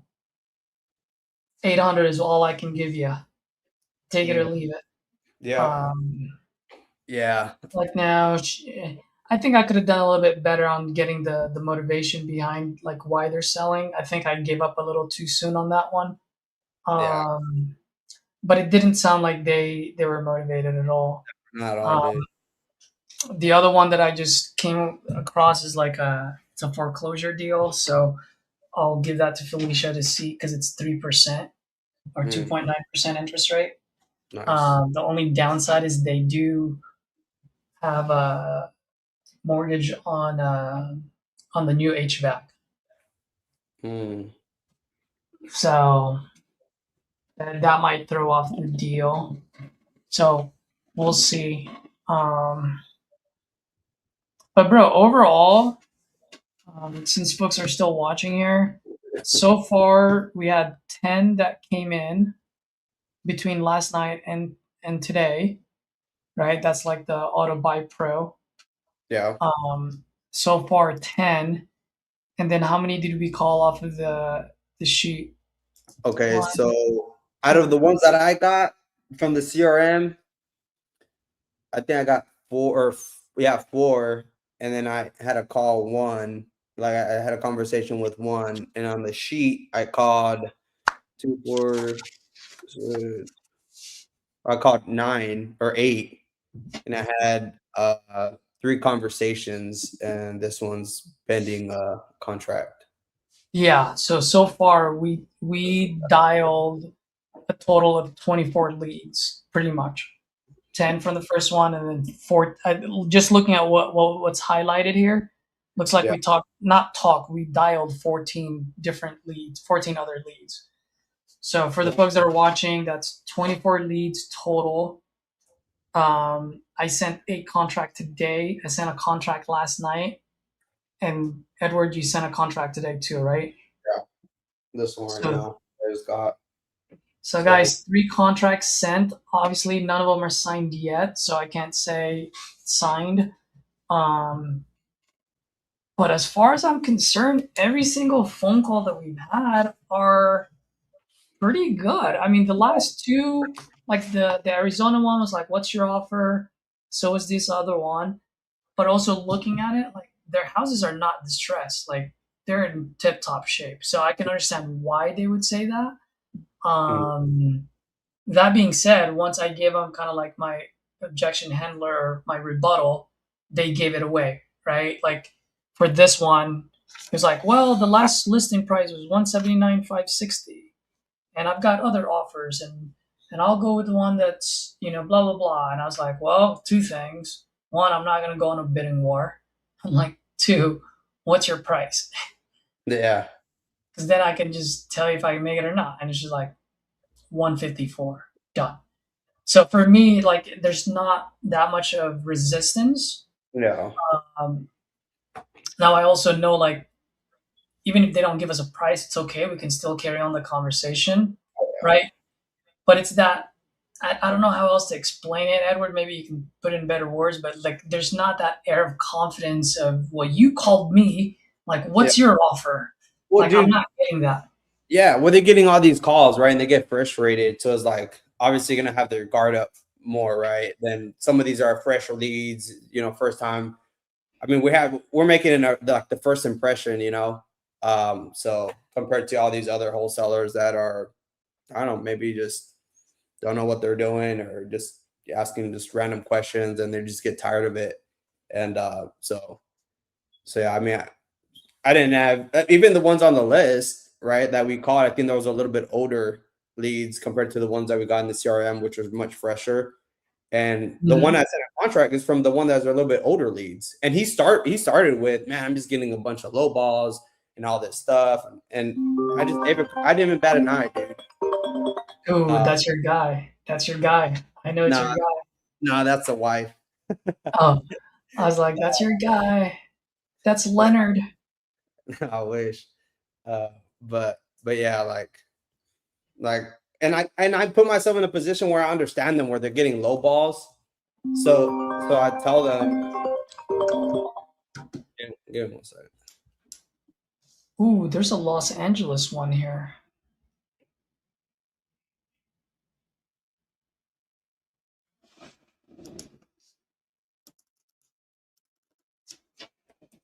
Where is this guy?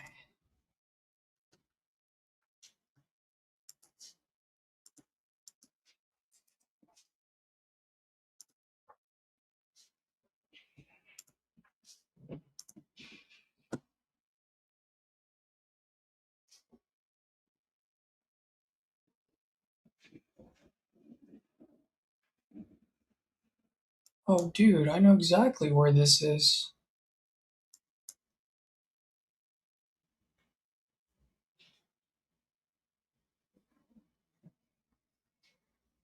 Oh, heck yeah. Oh, I'm gonna bring my guy over here. My bad, I just had to answer that. No, no worries. But yeah, like I was saying, some of these leads, I mean, they're a bit older. They probably had multiple conversations, so like I understood why he was saying like, hey, just why he's saying like, hey, I'm getting a bunch of low ball offers and blah blah blah. So I just put myself like in their spot, right, and try to just Yep. disarm, right. I'm like, man, and honestly, I mean, that's actually a lot of sellers that we work with, right? Like in the past, they say the exact same thing. They get tons of calls, bunch of low balls. Probably the calls don't even end up going anywhere. It sounds like that's what you've been kind of going through. Exactly. And then I just go through my process, like, and just be different than all these other, sellers or all these other like maybe people that they're calling on as well. So yeah, I just being on their side. Yeah. Yeah, so far, guys, once again, it's a very small sample size. It is literally our first day trying this out. Well, maybe second, because a couple came in last night and I called them. But so far, out of 24 leads, 3 contracts sent. All of our conversations were pretty good. I'm pretty happy about it. I'll keep you guys posted. Obviously, we still have more leads to call on, so I'm probably going to have Real Estate B's logo on here for the next few days, probably tomorrow and Saturday and Sunday, and until we go through the leads, and let's just see how they turn out. I'll keep trying them, and I told Demetrius and their team, like, I'm going to give my honest review on them. On what I think. And once again, it's still a small sample size. So if you guys want to try them out, do it on your own peril.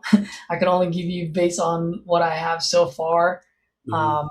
And like I said, I don't know what type of discount I get with the affiliated link, but help your boy out. Hopefully I get a good chunk. We'll see. Maybe a couple of free leads. We'll see how that goes. Help your boy out.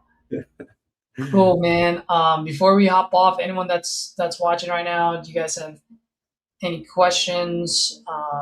Drop them on the chat. If you guys got any key idea, drop it in the comments so that a new wholesaler can come across this channel and use those key ideas for their next deal.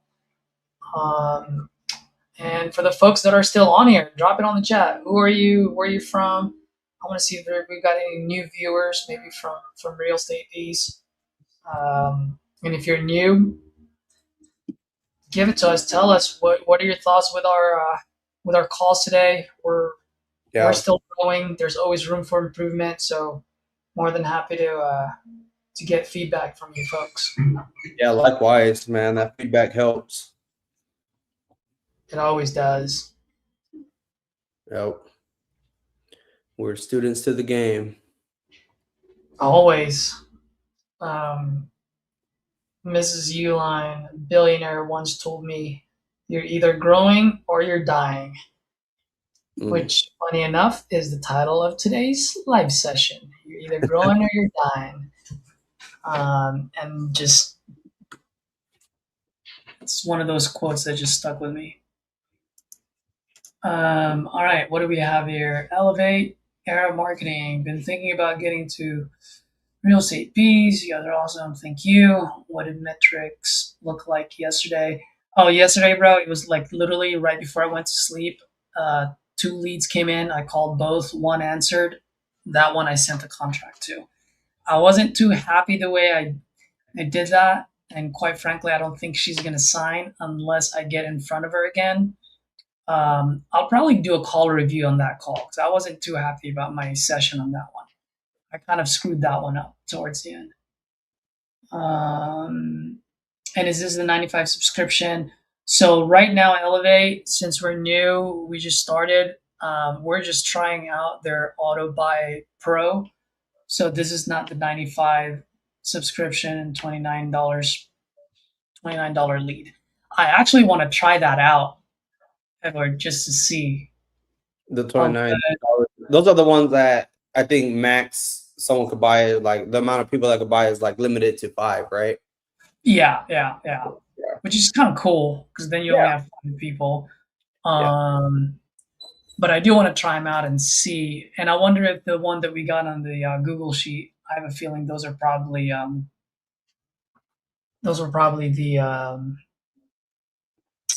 light. Yeah. Yep.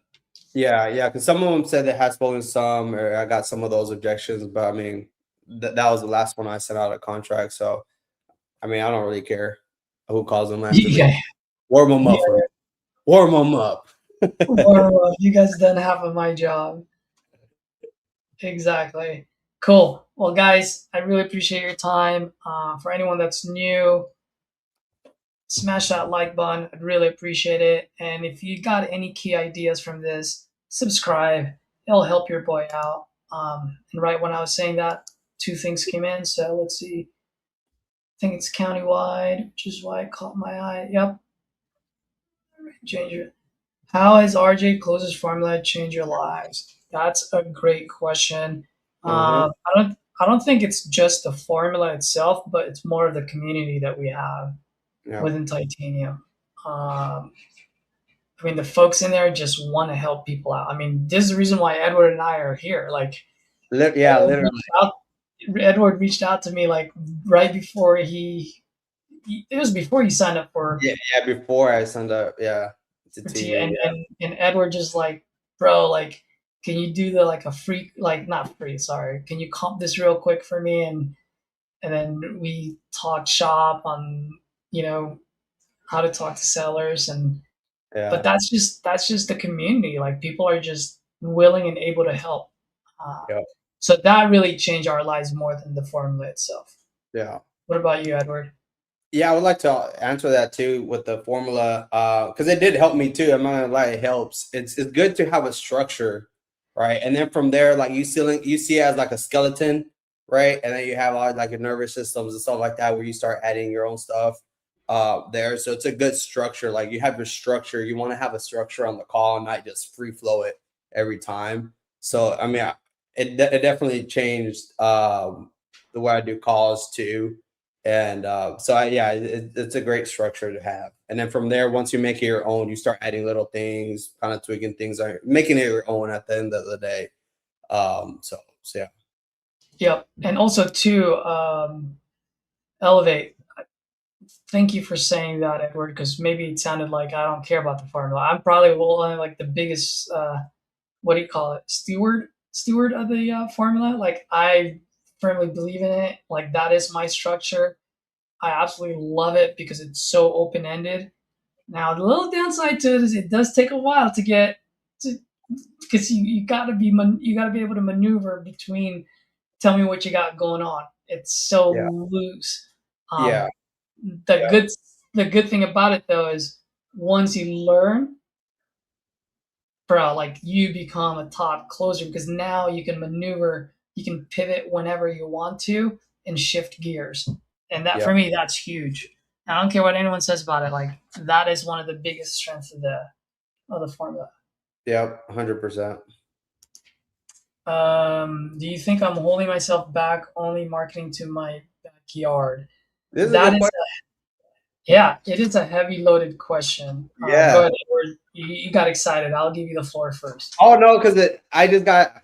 I mean, I guess I did get excited just because it's stuff that we talk about. It's literally stuff we talk about on our business and what we're doing and like the plan and stuff like that. So like, that's why like when I saw it, I was like, oh, that's a freaking good question. Like, because we talk about it all the time, and we also like know several people that do stuff on their backyard and they're doing great, right? And we also know other people that do virtual, like they do nationwide. They also do good, but they also have established buyers in certain areas and county specific too. So we also take that into consideration right now as well, and that's stuff that we're currently working on doing right now, and trying to target some of those areas where we do have established buyers already in place, so that way we could just keep going instead of having to start over and do marketing all over again and stuff. So yeah. Exactly. And one thing I do want to mention is to answer your question, bro. Like, I don't know anything about you, so heck, I mean, if you're doing great and you're putting in six figures, like, who cares about nationwide? Like, Yeah. like if you're gonna do nationwide, I would say maybe add it to what you're doing. Now, if you're not doing well within your backyard and it's costing you a whole lot of money, well then then maybe you might want to go to nationwide. Because if you guys think about it, guys, it's very simple. Nationwide, well, first of all, your backyard, like targeted marketing, it's an acquisition problem. Why do I say that? Because the costs to acquire those leads are very high because you're targeting it, right? Especially depending on the metro where you're targeting. It's an acquisition problem. Um, Nationwide, countywide, the wider you get, now it's no longer an acquisition problem because now your cost of leads come down. But then what does that mean? Now it's a dispo problem because you don't have established relationships yet. But as you get going, you start dispoing, then you start establishing a relationship. And now you're going, hey, I'm still nationwide, but I'm like literally in 5 different states, right? Because you've kind of put your flag there, and now it's not as much of a dispo problem. So just wanted to give you guys that. Like, if you're doing great in your backyard, don't stop that, but maybe supplement a little bit of nationwide because that will keep your cost of acquisition down, and that will give you volume, right? And volume definitely helps. It never hurts. So that's how I would answer that, since I don't know anything about your business. Sweet, let's go. Angel, I don't know if you're still there, but I can definitely walk over there right now. So Angel, if you're still there, wait for me. I'll swing by. Cool. One last thing. Yeah, I did see this. So, bro, like when someone says, "Oh, what do you mean by that?" Just be like, "Oh, anything and everything you can tell me. Yeah. What got you looking to sell? What's going on with the property? What's the situation? Tell me what you got going on." Yep. Travis, by the way, Travis Wells, he'll say, "Tell me a little bit about it." And Yep. that's something I would go to. Is like, hey, well, I'm pulling this up. Tell me a little bit about it. And then it's still vague where whatever they want to talk about, they'll talk about too. Same thing when you say what you got going on.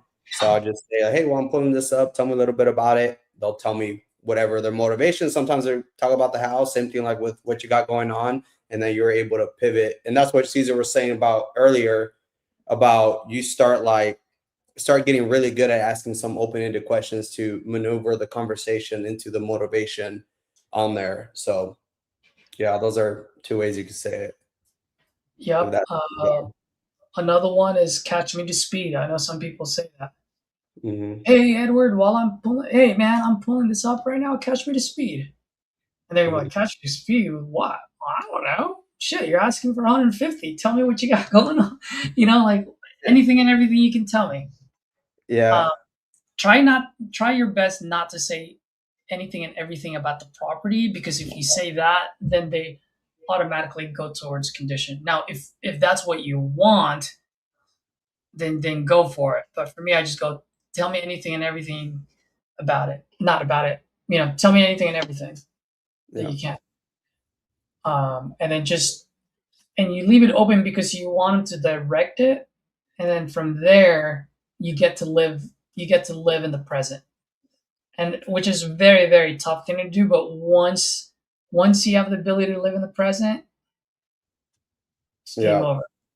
Yeah, that's for sure. Living in the present and listening to them instead of comping and stuff. There's gonna be a time for you to comp and do all that, but at the end of the day, you gotta listen, figure out what's going on, like what they need. Are we even a solution for them before we get even that far in? Doesn't mean you can't take a quick glance, but don't just be like, balls deep into comping and you're not really paying attention to what they're saying there. So Yep. Cool. All right, guys. My brain is fried.